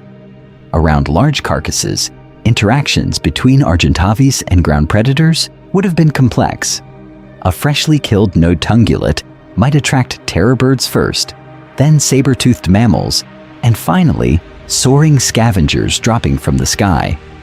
Who fed and in what order likely shifted with carcass size, predator numbers, and the confidence of each participant. Did a circling Argentavis wait until the main conflict ended before landing? Or could its sheer size allow it to claim a share while others backed away? In this sense, Argentavis resembled the Cretaceous raptors that preceded it. It was impressive, but still only one component of a wider ecological fabric, its success tied to mountain uplift, climate, and the behavior of the mammals below.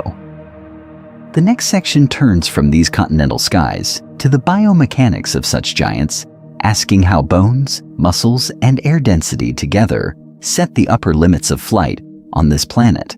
To understand the true scale of these birds, the story now shifts from abstract biomechanics to a very specific time and place. During the late Pleistocene, North America was a continent under Ice Age rhythms, its landscapes pulsing with advancing and retreating glaciers, while giant mammals moved across the open ground below. When the ice sheets were at their maximum, vast areas of the northern continent lay buried under thick, flowing ice. Farther south, the surface held a mosaic of steppe grasslands, open woodlands, and scrubby hills. Mammoths and mastodons browsed and grazed across these plains. Ground sloths, camels, and ancient bison formed dense herds. Alongside them walked large carnivores such as direwolves, American lions, and saber-toothed cats.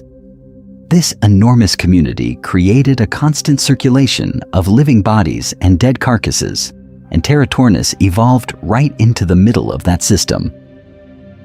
Over time, repeated glacial and interglacial cycles reshaped coastlines, river systems, and vegetation belts.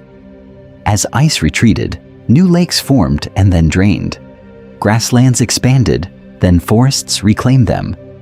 Because of this shifting climate, resources on the continent were patchy in space and time. Some regions briefly supported intense concentrations of herbivores, while others became marginal. This process favored highly mobile scavengers and opportunistic predators, able to cross large distances of empty land to reach sudden bonanzas of food. Territornis merriami, with an estimated wingspan of around 4 meters, appears to have been one of those specialists. The densest window into its life comes from the La Brea tar pits in what is now Los Angeles. There, Natural asphalt seeps trapped large mammals over tens of thousands of years. Their struggles and deaths attracted carnivores, and in turn, drew in flocks of Territornis. Hundreds of skeletons have been recovered from these deposits, suggesting not a rare wanderer, but abundant colonies that repeatedly visited carcass-rich sites. Around such traps, the skies would have been busy. Territornis likely circled on rising columns of warm air, then descended to feed among dire wolves, vultures, and big cats. Strong legs and a robust beak indicate that it could handle sizable chunks of meat, perhaps even dragging portions away from the main kill. Did these birds simply scavenge, or could they have subdued smaller mammals outright when the chance arose? The anatomy hints at both possibilities. During this time, early humans and their close relatives were also spreading into North America. They hunted some of the same megafauna and left their own carcass sites on the plains. As a result, there were moments when a freshly killed mammoth might draw in both human groups and circling Territornis, each watching the other across the open ground. Such encounters may have left strong visual impressions. A giant, dark bird gliding over a blood-stained snowfield is the sort of image that can persist in oral traditions, long after the species itself has vanished. This temporal proximity is striking. In Earth's long history, many giant raptors belong to distant, almost unimaginable worlds. Yet Territornis overlapped with landscapes already shaped by human hands.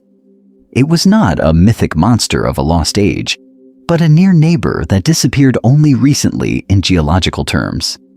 What happens then when the climate lurches again, the megafauna vanish, and the skies once filled with these birds begin to empty? The next section follows that unraveling, asking how such giants finally lose their hold on the air. Before following that unraveling, the perspective shifts. Instead of watching these birds from the ground, imagine being carried by one. Far above the plains of South America, the air thins and brightens, and a vast, dark shape crosses the sun. Argentavis magnificens is already in flight. The ground falls away, and a rider clings to the broad back between its shoulders, pressed against feathers as long as a human arm. The body beneath is heavy, close to the biomechanical limits of the planet's atmosphere, yet it does not feel hurried. Each wing extends nearly 7 meters from tip to tip, and the muscles in the chest tighten only in slow, deliberate pulses. There is no frantic beating. Instead, the bird turns, presents its enormous surface to an invisible column of rising air, and begins to rise with it. This process is called riding a thermal, and for a giant like Argentavis, it is essential. The climb is almost silent. Air moves along the feathers in smooth, steady streams. From this height, the sounds of the Earth's surface become distant. A muted roar of waves, a faint suggestion of wind in low shrubs, the far call of smaller birds that remain close to the ground. Time seems to stretch as the bird circles. There is no sense of speed, only the slow rotation of the horizon as the thermal lifts bird and rider higher. Hidden in that stillness is constant work. Argentavis cannot waste energy because of this extreme size and mass. Wing loading, the ratio between body weight and wing area, presses every square centimeter of feather into service. Tiny muscles at the base of each primary feather make micro adjustments, twisting and flexing to catch the smoothest part of the rising air. Over time, these adjustments keep the glide efficient, delaying the moment when a heavy body must descend and search for another column of rising heat. Now the view falls away. The scene shifts from open sky to dense forest on ancient New Zealand, where another giant waits without moving. Haast's eagle stands on a thick branch, wings folded, talons locked around the bark. The air is cooler here under the canopy, and light falls in narrow beams across the forest floor. Below, a moa passes between tree ferns, its heavy feet pressing into the soil, unaware of the gaze fixed upon it. For a long moment, nothing happens. The eagle's head tilts almost imperceptibly, tracking each step. This predator cannot rely on long chases. The body is too heavy, the wings too broad for weaving flight among close trunks. Instead, it reads air currents in miniature, feeling faint movements of wind that slide along the feathers. When the angle is right, the stillness breaks. Wings snap open, gravity takes hold, and the bird drops, using height as stored energy. Seen from outside again, these imagined rides and perches do more than decorate the data. They translate abstract measures such as wing loading, air density, and glide efficiency into sensations of pressure, silence, and waiting. As a result, the giants of the Raptor family become easier to hold in memory, not just as numbers on a page, but as presences in the air, preparing the way for the story of how that air finally changed around them. Now the air around those giants begins to change. Across vast spans of Earth's history, the rise of enormous raptors is matched by waves of disappearance, each one tied to shifts in climate, continents, and the living targets that kept those wings and talons in motion. When do such rulers of sky and land lose their thrones, and why are the largest so often the first to fall? The first great break in this story arrives at the end of the Cretaceous. In a single geologic moment, an asteroid struck the planet, driving shockwaves through the crust, throwing molten rock and dust high above the surface, and turning short-term daylight into a dim, cooling haze. During this time, non-avian dinosaurs, including every large dromaeosaurid, such as the kin of Utahraptor and Dakotaraptor, vanish from the record. This process links an external blow from space to rapid climate change, plant die-off, and a collapsing prey base. And as a result, the specialized large-bodied predators have no path through the bottleneck. In the Cenozoic that follows, no giant sickle-clawed hunters return, but new raptorial lineages rise into the open air. Over time, however, the planet itself cools. Mountain belts grow as continents collide, altering wind patterns and ocean circulation. Ice sheets advance and retreat. Grasslands expand while dense forests contract. Large birds, such as Argentavis and later teratorns, evolve within particular combinations of open terrain, favorable wind, and abundant large prey or carrion. When climate pulses rearrange those patterns, the same sensitivity that makes them efficient in one set of conditions leaves them exposed in the next. By the late Pleistocene, another wave builds. Vast herds of megafaunal mammals roam the continents, and teratorns likely exploit carcasses and vulnerable young across these open landscapes. Then, in a relatively short interval, many of those large mammals disappear. Climate oscillations near the end of the Ice Age shift habitats, while expanding human populations hunt and disturb the remaining herds. Because of this dual pressure, the supply of large carcasses and injured animals declines. For a scavenging or opportunistic giant, the energy budget no longer balances, and the skies begin to empty. On islands, the pattern tightens into a precise loop. In New Zealand, Haast's eagle is shaped by the presence of giant, flightless moa. The eagle's massive body and powerful talons are tuned to hunt these heavy browsers in dense forests. When humans arrive, they burn and clear habitat, introduce new predators, and hunt the moa to extinction. Without its primary prey, the oversized eagle has no alternative niche. Predator and prey vanish together, illustrating in a confined setting the same rule that operates at continental scale. Across these episodes, a single theme emerges. Large, specialized raptors thrive when climate, geography, and prey align. But when those linked conditions shift quickly, they stand near the front of the extinction line. The next step is to ask how close modern skies may be to similar thresholds, and what present-day giants reveal about that balance. Modern skies still hold echoes of those vanished titans. Where giant dromaeosaurs and immense fossil eagles once ruled, their heirs now glide and wait, scaled to a different planet and a different set of limits. Among the most imposing of these survivors is the harpy eagle of Central and South America. It is not as large as Haast's eagle or Argentavis, yet its body, with legs as thick as a human wrist and talons longer than a grizzly bear's claws, shows the same raptorial blueprint. It hunts monkeys and sloths in dense forest, launching short, explosive ambushes from concealed perches. In those moments, the forest canopy becomes a three-dimensional echo of the tangled Permian undergrowth or Cretaceous woodlands, where earlier predators waited in silence. Far to the north, stellar sea eagle patrols coasts and river mouths around the northern Pacific. Its huge bill, broad wings, and preference for fish and water birds recall an aerial counterpart to marine reptiles that once hunted along ancient shorelines. This process of using height, vision, and sudden dives to seize struggling prey from the surface of water has appeared again and again in Earth's history, even as continents shifted and climates changed. Over time, such repeated solutions reveal how strongly the raptorial lifestyle is shaped by physics and by the structure of the atmosphere itself. Above the Andes, the Andean condor represents a different strategy. It is more scavenger than active hunter, yet it still occupies a near-apex role. With a wingspan that rivals some smaller fossil teratorns, it rides rising air along cliff faces, conserving energy while searching for carcasses.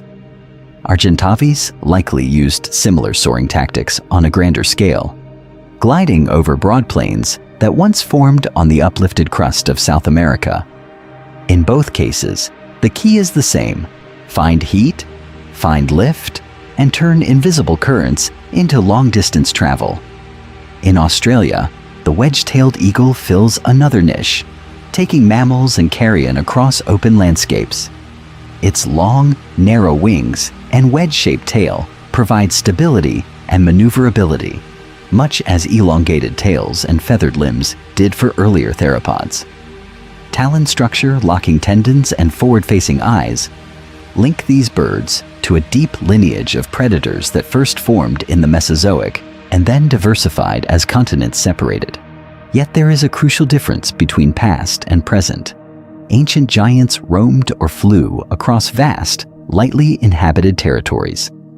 Today, harpy eagles retreat into shrinking forest fragments. Stellar's sea eagles face pollution and habitat loss. Condors contend with poisoning, and wedge-tailed eagles navigate expanding human infrastructure.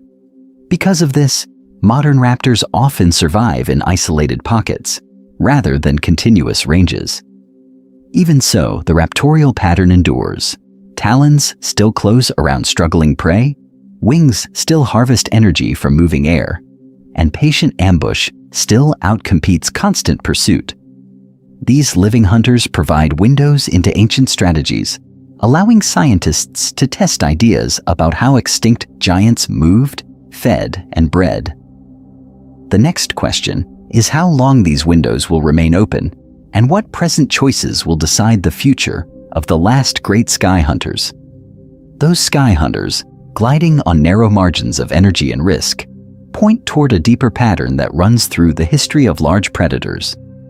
When body size increases, the rules of life shift. Muscles must push more mass, wings must lift heavier frames, and every failed attack wastes far more energy than it does for a smaller hunter. This is the core process behind the relaxed apex strategy. As predators grow larger, the cost of movement and the penalty for a missed strike rise sharply.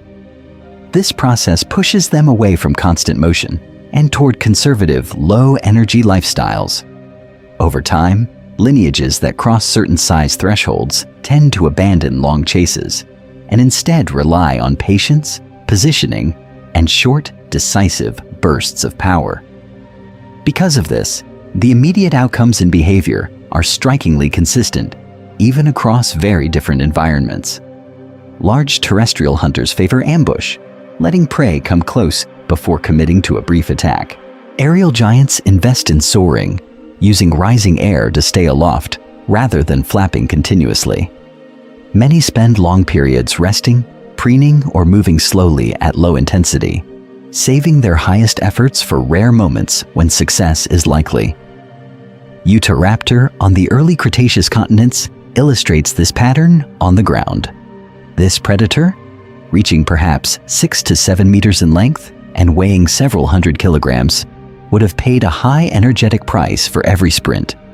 Dense vegetation, broken terrain, and mixed herds of herbivores created opportunities for ambush. A hidden Utah raptor, erupting from cover with powerful hind limbs and enlarged sickle claws, needed only a few explosive seconds to bring down a victim. Long, quiet intervals between such attacks were not a weakness.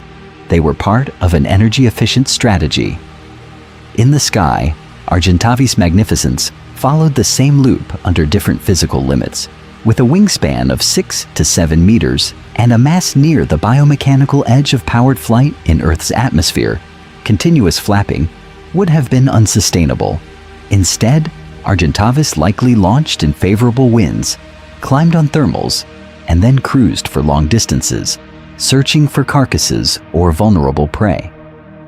During this time, soaring converted solar heat on the surface into rising columns of air, turning planetary energy flows into lift. Haast's eagle, hunting giant moa in New Zealand's forests, compressed the cycle even further.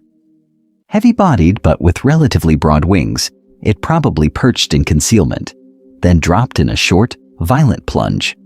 One successful impact could feed it for days. As a result, frequent attacks were unnecessary and dangerous. Over time, lineages that discovered such stable, energy-efficient strategies in rich environments could evolve very large body sizes. Whenever a fossil predator appears near the upper limits of what bones and muscles can support, this process outcome loop offers a guide. Was the environment energy-rich? Did the landscape or air currents favor ambush or soaring? If so, a relaxed apex lifestyle is a strong prediction. The next step is to ask what happens when this delicate balance breaks, and whether even the largest raptors could escape those shifting rules. When that balance breaks, the first question often asked is simple. Were these giants hunters or scavengers? It sounds like a clear choice, but in real ecosystems, the line between those labels is far less sharp than it appears at first glance. Most large predators on Earth do not fit into a single category.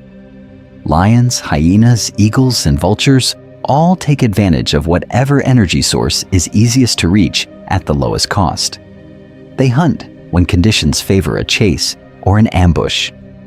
They scavenge when a carcass is already lying on the surface. Over time, this flexible behavior becomes a survival strategy rather than an exception. Argentavis magnificens and the large teratorns, such as Teratornis mariami, almost certainly followed the same rule. Their great wingspans, on the order of 6 to 7 meters for Argentavis, suggest soaring flight over wide areas, searching for any sign of food. During this time, a freshly dead mammal or a stranded marine animal on a coastal plain would have offered a dense package of energy with no need for a risky attack. As a result, scavenging would have been a frequent and profitable choice.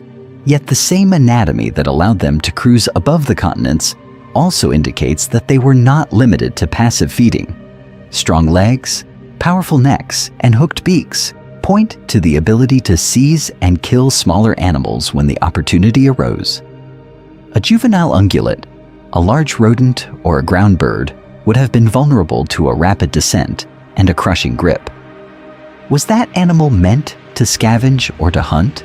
Or was it simply managing energy in a landscape shaped by climate, topography, and the distribution of prey? Modern birds of prey show how this continuum operates. Many vultures, regarded as dedicated scavengers, have been recorded killing weakened or newborn animals when carcasses are scarce. Eagles, seen as classic hunters, readily gather from carcasses, whether left by other predators or formed by natural deaths. Because of this overlap, the simple labels begin to lose their meaning when viewed across the full range of behavior. This distinction matters because focusing too strongly on a single label can hide how these systems actually functioned. In a world where flight required large amounts of energy, and the atmosphere imposed hard limits on size, large raptors were forced into constant calculation. This process of choosing when to soar, when to descend, and when to attack was driven by efficiency more than by a fixed ecological identity. A more nuanced view sees Argentavis, Territornis, and their dinosaurian counterparts as adaptable energy managers.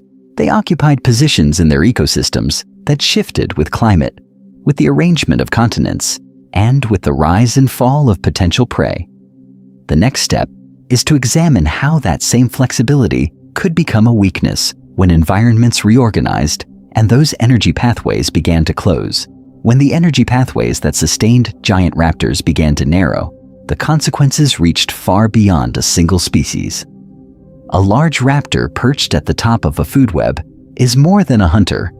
It is a living summary of everything happening below it, from soil nutrients and plant growth to the stability of climate and the shape of continents.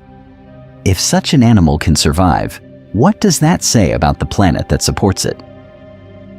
Apex predators sit at the end of long chains of energy transfer. Small plants capture sunlight and nutrients. Herbivores convert that plant matter into muscle and fat, and only then can a giant eagle, condor, or dromaeosaur claim enough energy with each kill to meet its own demands. This process requires extensive intact habitats where prey can feed, breed, and migrate. When forests fragment, when grasslands shrink, or when coastal updrafts weaken, the first signals often appear in the largest predators that rely on these conditions being reliable over time. During this time in Earth's history, when giant raptors evolved again and again, from Utahraptor on Mesozoic floodplains to Argentavis over uplifted South American ranges, their very presence signaled high biological productivity. Warm climates, broad continental shelves, and stable wind patterns produced dense populations of herbivores and scavenging opportunities. As a result, the planet could afford the energetic luxury of predators that weighed tens or even hundreds of kilograms, yet flew or ran with precision across the surface. When those same lineages declined, the timing often matched major disruptions. Climate cooled or swung more sharply between wet and dry seasons. Ice advanced, sea level fell, or mountain belts rose and redirected winds.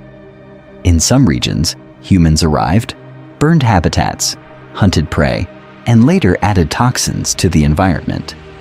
Because of this combination of pressures, large raptors disappeared from many landscapes long before smaller, more generalist species showed the same trend.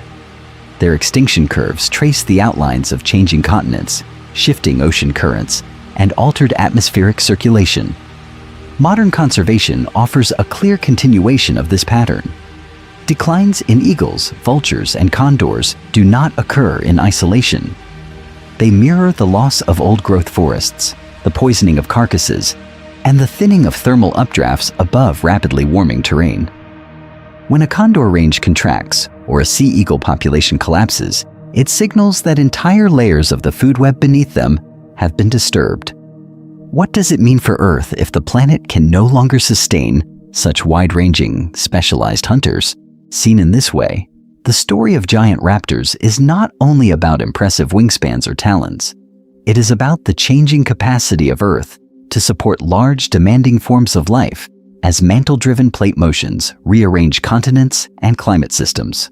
The rise and fall of these predators becomes a quiet record of planetary health, guiding the next step in the narrative, tracing how specific crises translated into permanent losses for the raptor family. To understand why these predators appear, vanish, and then seem to appear again in new forms, it is necessary to step back from individual species and focus on the lifestyle itself. A raptorial way of life is not tied to one lineage. It is a recurring solution that evolution discovers whenever certain conditions on Earth come together. At its core, a raptorial lifestyle combines several key elements. It depends on acute vision or other sharp senses that can detect single targets against a complex background.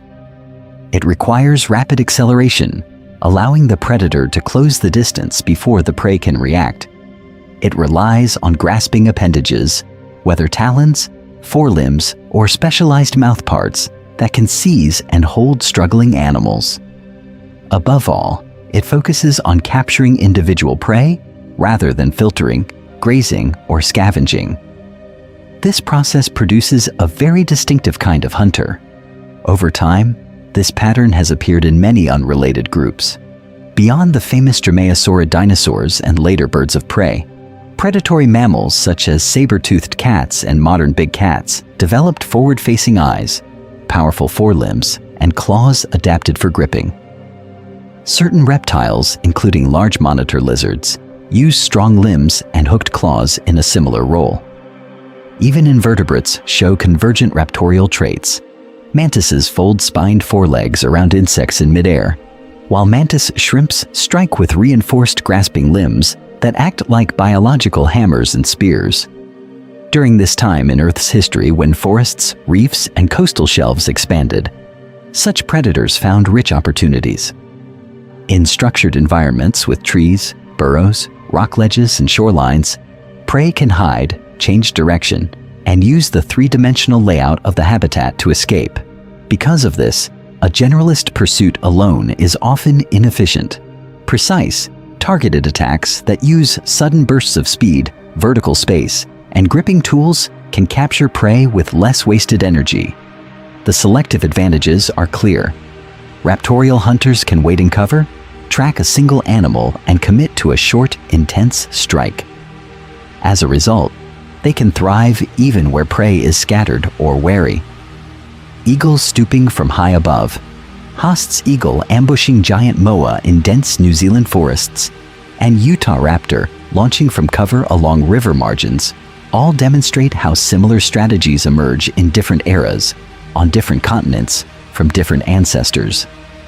Across deep time, the planet has repeatedly provided the same basic ingredients: mobile prey, complex terrain, and an atmosphere and climate that support active movement. Whenever three-dimensional habitats formed on the surface, from Carboniferous forests to Cenozoic mountain chains and coastlines, evolution tended to rediscover raptorial designs. Acute vision, acceleration, and grasping limbs reappeared, shaped again and again by the same physical constraints of gravity, muscle, and bone.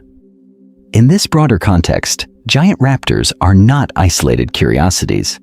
They are dramatic high points on a much wider landscape of raptorial evolution that extends from early theropods to modern hawks, from ancient arthropods to marine hunters. The largest forms simply mark moments when Earth's climate, ecosystems, and prey communities briefly allowed these demanding predators to reach exceptional size, setting the stage to examine how those peaks were built and why they ultimately disappeared. Those rare peaks of size did not appear in isolation. They sit on a continuous arc that runs from a molten young planet to ice age skies patrolled by giant birds, all governed by the same deep processes inside Earth. At the very start of this history, Earth's surface was an ocean of magma. Intense heat from impacts and radioactivity melted the outer layers, and the planet differentiated into core, mantle, and crust. As the surface cooled, thin early crust formed, broke, and sank back into the mantle. Over time, this restless shell became organized into plates, and the first small continents emerged as rafts of lighter rock. As plates drifted, collided, and rifted, the supercontinent cycle began. Earlier landmasses assembled and broke apart, until one of the greatest configurations, Pangaea, formed late in the Paleozoic. This enormous continent joined almost all major land areas into a single block, surrounded by a global ocean. During this time, vast interior deserts, coastal plains, and mountain chains created a wide variety of environments where new lineages of animals could evolve. Among these lineages were theropod dinosaurs, initially small, fast predators running on two legs. Feathers first appeared as simple filaments for insulation and display, then became more complex. This process gradually produced Maniraptorans, a group that included both dromaeosaurids and the earliest birds. Because of this shared ancestry, A clawed hunter on the ground and a gliding form in the trees were branches of the same experiment in raptorial design. On land, some of these predators reached remarkable sizes. Raptor, for example, may have stretched 6 to 7 meters from snout to tail and weighed more than 500 kilograms, with heavy limbs and large sickle claws. Relatives such as Dakota Raptor and Achillobator occupied similar roles, combining strong legs with feathered bodies. They were not the small, hyperactive pack hunters of popular films, but more likely, powerful, energy-efficient ambush or pursuit predators shaped by the climates and prey of their time. In the air, later in Earth's history, a different set of giants appeared. Argentavis magnificens, with a wingspan around 6 to 7 meters, soared over Miocene South America, using rising air to travel long distances with minimal effort. Teratornis in Pleistocene North America filled a comparable role, riding thermals above open landscapes. On isolated New Zealand, Haast's eagle evolved from smaller ancestors into a short-winged, massively built hunter that attacked giant moa, turning an island into its private stage. Tectonics and climate framed each of these episodes. When continents clustered, interior climates often became dry and seasonal. When they split, coastlines lengthened and new habitats formed. Changes in atmospheric composition altered air density and wind patterns, affecting how large flying animals could be and how far they could glide. As a result, windows opened when prey was abundant, air was supportive, and ecosystems could sustain slow burn, apex raptors, then closed as seas advanced, temperatures shifted, or humans arrived. Across hundreds of millions of years, the pattern repeats. Earth's interior drives plate motions. Plate motions rearrange continents and oceans, and those rearrangements periodically favor giant, relaxed predators that rule by patience rather than speed. Each generation of sky tyrant or land raptor is both a beneficiary and a victim of this moving ground beneath them. The question is, what happens when this long geological rhythm meets the sudden changes of the recent past?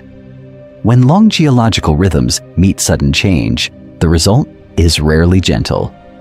The same deep forces that once raised supercontinents and fed magma into the crust also set the stage for giant raptors and for their disappearance. The modern planet, with its familiar continents and oceans, is another chapter in that same slow narrative, not a separate story. Over time, drifting plates rearranged land masses, redirected ocean currents, and altered winds in the atmosphere. This process built mountain chains, opened seaways, and shifted climate belts across the surface. During this time, new environments formed that could support highly specialized predators. Raptor in early Cretaceous North America, Argentavis over late Miocene South America, and Haast's eagle above Pleistocene New Zealand. Each occupied landscapes sculpted by the same mantle heat and plate motions that continue today. However, large, specialized predators are tightly bound to the conditions that formed them. Haast's eagle depended on giant, flightless moa for prey. When humans arrived and the moa vanished, the eagle followed in only a few centuries. Teratorns, including Argentavis and later Teratornis, were tied to wide-open habitats, strong updrafts, and abundant, large carcasses. As climates shifted at the end of the Ice Age and large mammals declined, those sky tyrants lost the energy base that kept them aloft. What happens to a hunter that has no suitable target, or a soaring bird when the air no longer rises as it once did? Because of this, the recent past offers a clear warning. Rapid climate change, habitat fragmentation, and the loss of large animals compress changes that once took hundreds of thousands of years into mere centuries. Giant aerial or terrestrial predators require extensive, continuous territories, stable wind patterns, and reliable prey. As forests are broken into smaller fragments, and as climate zones move faster than many species can track them, the planet becomes less favorable to the evolution of very large raptorial forms. In a sense, Preserving present-day raptors is also preserving the planet's capacity for complex, high-level ecological roles. Eagles, hawks, vultures, and owls concentrate energy at the top of food webs, recycle nutrients from carcasses, and help regulate populations of herbivores and smaller predators. When these roles disappear, entire ecosystems can reorganize in simpler, less stable ways. Protecting large birds of prey and their habitats maintains the intricate networks that once allowed giants like Argentavis or Haast's eagle to exist at all. Seen in this light, modern raptors are not a diminished echo of the past, but the living continuation of a deep raptorial lineage that reaches back to early theropod dinosaurs. Each golden eagle over a mountain ridge, each vulture circling a thermal, is part of the same long experiment in predation that shaped Utah raptors' talons and terratorn wings.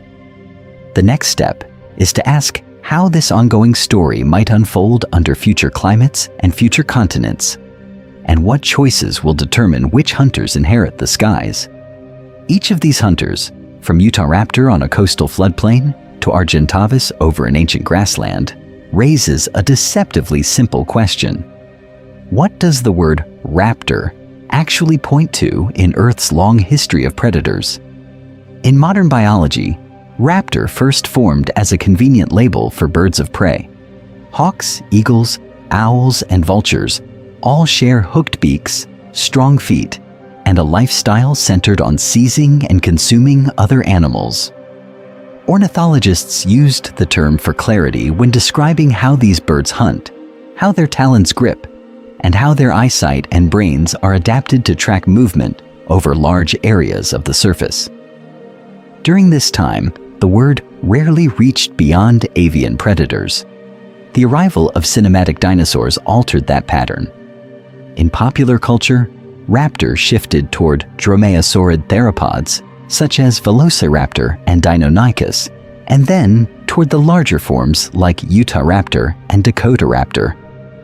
As a result, many people now first imagine a feathered dinosaur with a sickle claw rather than a golden eagle when the term is spoken. This process did not follow strict scientific rules. It followed memorable images and repeated stories. Arguments for reserving raptor for birds point to the need for precision. In ornithology, the term links directly to measurable traits: beak curvature, foot structure, hunting behavior, and ecological roles on modern continents. Because of this, some researchers prefer to keep raptor tied to living avian lineages, while referring to dinosaurs with more specific names such as dromaeosaurids or paravian theropods. In this view, the early history of the word matters, and clarity for present-day ecosystems takes priority. However, there are also strong reasons to include certain dinosaurs under the same umbrella. Dromaeosaurids shared many raptorial features with birds of prey: grasping feet, recurved claws, forward-directed senses, and a body plan shaped by active predation. Over time, evolutionary links from non-avian theropods to early birds formed a continuous chain of adaptations in feathers, balance, and limb use. When an eagle stoops toward a hare, part of that motion echoes movements once performed by small predatory dinosaurs on ancient floodplains. Is it misleading to recognize that continuity with a single shared word? A flexible approach can reduce confusion while still honoring that connection. In technical contexts, phrases such as dromaeosaurid raptors can signal feathered non-avian dinosaurs, while avian raptors can indicate modern birds of prey. When used carefully, context guides, meaning just as geological terms are adjusted when describing the early crust, the mantle, or the later assembly of continents, like Pangaea. This episode has quietly embraced both uses, treating raptor as a bridge between Cretaceous hunters and modern sky predators. Which meaning feels more natural and which seems more useful for future discussions of life on this planet? The answer will shape how the next part of the story describes predators on changing continents and under changing skies. To explore how that choice feels, the scene can slow until time itself seems to stretch, The camera returns to an early Cretaceous morning when this part of the planet lay along the shores of a warm interior sea. Mist hangs over a shallow river that has carved its way through young sediments on the surface of a growing continent. Under tall conifers, a Utah raptor rests in the half-light, its feathers dark with dew, chest rising and falling in a steady rhythm. During this time, the animal is not sprinting or leaping. Its sickle claws are folded safely away, pressed into the litter of fallen needles. Insects click and hum in the undergrowth. Steam rises where groundwater, still warmed by heat from deeper in the crust and mantle, seeps into the cooler river. Far across a gravel bar, small herbivorous dinosaurs graze on ferns and low cycads, their movements unhurried. The predator watches, but only with half-closed eyes, conserving energy in a world where every burst of speed has a cost. With a quiet cut, the scene lifts into Miocene skies. Millions of years later, the continents have shifted, mountain belts have formed and eroded, and a wide plain lies under a high sun. Argentavis magnificens circles far above, a vast outline against thin clouds. Its wings, stretching perhaps 7 meters from tip to tip, barely move. This process of soaring uses invisible structures in the air, riding rising columns of warm air that form over sun-heated rock and soil. Below, the plain is patterned with slow shadows. As the giant bird turns, its outline passes over herds of grazing mammals and scattered patches of scrub. Nothing flees. The raptor's power is present but distant, expressed through patience and the ability to wait for the right wind and the right moment. Over time, such energy-saving strategies allowed these sky hunters to dominate large regions with surprisingly few movements. Another cut, and the perspective drops into the dense, green forests of pre-human New Zealand. Here, the planet feels smaller, enclosed by trunks and layered leaves. In a shaft of dappled light, a Haast's eagle stands motionless on a moss-covered branch. Its talons curl into the bark, anchoring a body as heavy as a small lion. Below, the soft, rhythmic steps of moa move through ferns and fallen branches, a deep rustle rather than a sharp crack. The eagle listens. It tilts its head, but does not strike. In this shaded world, stillness is a hunting tool. Because of this quiet, the moa relax, unaware that a sudden vertical dive could end the calm in less than a second. Across all three scenes, a shared mood emerges. Strength held in reserve. Landscapes shaped by long intervals of waiting rather than constant attack. What does it mean when the largest raptors in Earth's history spend most of their lives at rest? As a result, the story of these giants becomes less about violence and more about balance, about how power fits into the wider systems of continents, climate, and prey. The camera can now drift forward in time again, letting the Cretaceous forest, Miocene sky, and New Zealand canopy dissolve into a quieter present. Modern cities, roads, and coastlines appear where ancient rivers and plains once lay. Yet traces of that patient energy remain in every hawk on a telephone wire and every heron standing still at the edge of a tidal flat. This gentle return to the present sets the stage for a broader reflection. How did such measured lives arise from the deep history of shifting plates and changing atmospheres? And what happened when those stable patterns broke? The answers lie in the final connections between ancient predators, modern ecosystems, and the next turning point in this story, when stillness itself could no longer protect the giants that depended on it. Across this documentary, the story of the largest raptors has unfolded as a long, connected arc in Earth's history. It began not with feathers or talons, but with a young planet of molten rock, a restless mantle and drifting plates that slowly assembled and broke apart continents. Over time, this moving crust created shifting climates, new coastlines, and evolving ecosystems in which predatory lineages could repeatedly arise. From those early theropod dinosaurs, light-boned, fast, and already specialized for active hunting, a key innovation appeared: feathers. At first, these structures likely helped with insulation and display. During this time, some lineages refined feathers and limb proportions into tools for balance, maneuvering, and eventually powered flight. As a result, the broader theropod family tree branched in two directions that matter for this story: ground-dwelling dromaeosaurids and the bird line that would later include eagles and vultures. On land, the largest dromaeosaurids show how far a raptorial body plan could be pushed without abandoning agility. Utah Raptor, in Cretaceous North America, reached lengths of around 6 to 7 meters, with a deep skull and massive sickle claws that turned each foot into a grappling weapon. Dakota Raptor, living on broad floodplains, combined large body size with long, powerful legs that suggest bursts of pursuit over open ground.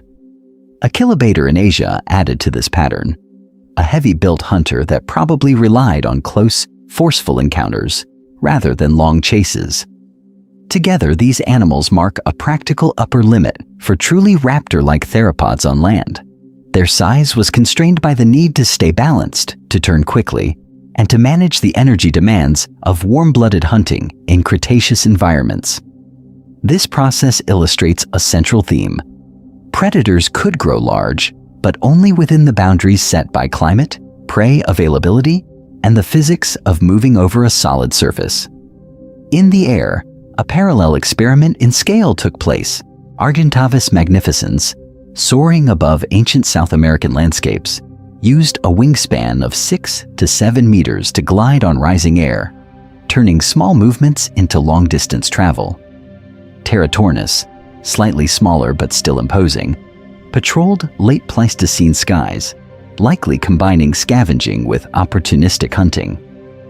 Haast's eagle in New Zealand compressed this aerial power into a shorter 3-meter wingspan and a dense, muscular body, striking giant moa from forest ambush with the impact of a falling boulder.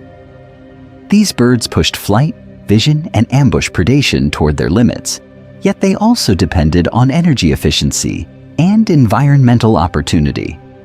Long glides, patient soaring, and careful selection of targets reduced the cost of living at such scale. Because of this, the largest raptors, whether on land or in the air, were not constant whirlwinds of violence. They spent much of their time in stillness, resting in shade, riding stable air, or waiting at the edge of forests and floodplains for the right moment to move. Seen against the backdrop of supercontinent cycles and changing atmospheres, these predators were not isolated terrors, but integrated parts of complex worlds. They were relaxing giants, apex hunters whose power was expressed through patience as much as speed. The next step is to ask what happened when those quiet advantages disappeared, and how the end of their reign reshaped the paths available to the raptors that remain today. Across this entire journey, each predator has been placed back into the wider Earth systems that shaped it. Now the focus turns outward, toward the viewer's own sense of which of these relaxing giants lingers in the imagination. Among all the raptors that have crossed the screen, which one stands out most clearly when the mind returns to those ancient landscapes? For some, Utah Raptor will be the defining figure. This dromaeosaur, stretching perhaps 6 to 7 meters along the ground and weighing hundreds of kilograms, challenges the familiar image of small, darting raptors. Instead, it evokes a heavy, muscular hunter moving through forest light, its feathers catching the air as it waited for the right moment. Did this land giant, anchored to the crust, yet shaped by the mantle-driven mountain ranges around it, become the most surprising animal in this story? Others may find that the idea of Argentavis remains more striking. This enormous bird, with a wingspan approaching 7 meters, turned the sky itself into a hunting ground. It depended on rising columns of warm air, using this process to glide over continents that had been formed and rearranged over time by deep planetary forces. Was it more unsettling to imagine such a shadow passing overhead than to picture claws moving through undergrowth? Haast's eagle offers a different reaction. It lived not in the deep past of Pangaea, but in a much more recent chapter of Earth history. Yet its hunting of giant moa gave it a scale and intensity that rivaled many prehistoric predators. For some viewers, the closeness in time and the fact that humans' ancestors shared the planet with it may make this bird the most compelling raptor of all. Or perhaps another species mentioned along the way, from Dakota raptor to Teratornis, quietly claimed that position. This is also a place for speculation. If a choice had to be made, would it feel safer to face a giant land raptor or a giant flying one? Is it easier to imagine avoiding claws that grip the ground or talons that descend from above without warning? During this time of reflection, the comments become another layer of evidence, showing how different minds respond to the same reconstructed worlds. There is also the question of language itself. The term raptor has moved between dromaeosaurid dinosaurs, modern birds of prey, and popular culture, after following these lineages from early theropods to eagles and hawks. Should the word belong primarily to birds, to dinosaurs, or to both together as a single hunting tradition spread across time? Has this journey changed that view or confirmed it? If the slow pacing and attention to deep time connections have been satisfying, this is an ideal moment to share the episode with anyone interested in dinosaurs, birds, or the long tectonic story of continents. Because of this, the video can act as a complete introduction to raptors within Earth's broader history. For those who wish to continue along the timeline, related episodes on Pangaea's rise, on other apex predators, and on the heat-driven motions of the mantle that shaped all these habitats are available to explore next. In the end, all of these names and measurements return to a simple image: a familiar sky, a familiar line of trees, and an unfamiliar sense of what once moved through the same air. When a modern hawk circles above a city, or a crow drifts across a quiet field, it does so in the shadow of Argentavis, Teratornis, and Haast's eagle. The present scene is layered over a much deeper history. When this planet carried Argentavis, the atmosphere, gravity, and broad shape of the continents were already close to those of today. The same basic Earth existed, with a solid crust floating on a slow convecting mantle, so releasing heat and driving the plates that guided coastlines and mountain chains. Over time, this process created new habitats and removed old ones, opening windows in which car-sized feathered hunters and plane-sized birds could rise, hunt, and finally disappear. Thinking about these raptors invites a different way of seeing the modern surface. A condor gliding over the Andes traces paths that echo those of Teratornis over Pleistocene North America. An eagle perched on a radio tower in a dense urban center occupies a role not so distant from Haast's eagle waiting in New Zealand forests. Because of this continuity, each encounter with a bird of prey can be understood as contact with a living fragment of a very long experiment in flight and predation. Earth remains a dynamic system, even if that motion feels slow on a human timescale. Continents still move a few centimeters each year. Climates still shift as ocean circulation and atmospheric patterns respond to changing heat, and evolution still tests new forms within the limits set by air density, gravity, and available energy. During this time, giant raptors are gone, but their ecological roles have been inherited, divided, and reinterpreted by smaller eagles, hawks, owls, and vultures. What does it mean to know that the same planet once supported Utahraptor on the ground and Argentavis in the air? It means the ordinary can be read against an extraordinary background. A city pigeon, a kestrel hovering above a roadside, or a distant vulture over a desert ridge all participate in a lineage that reaches back to early theropods and forward into uncertain futures shaped by human activity and ongoing tectonic change. The air is the same air, circulating through the same gravity well over crust that still rides on the mantle's slow currents. This is the setting that once allowed feathered hunters the size of small cars and birds with wingspans rivaling light aircraft to form, thrive, and vanish. As a result, the present moment is not separate from deep time, but another brief chapter in a longer story. As this episode ends, the planet continues its quiet motion.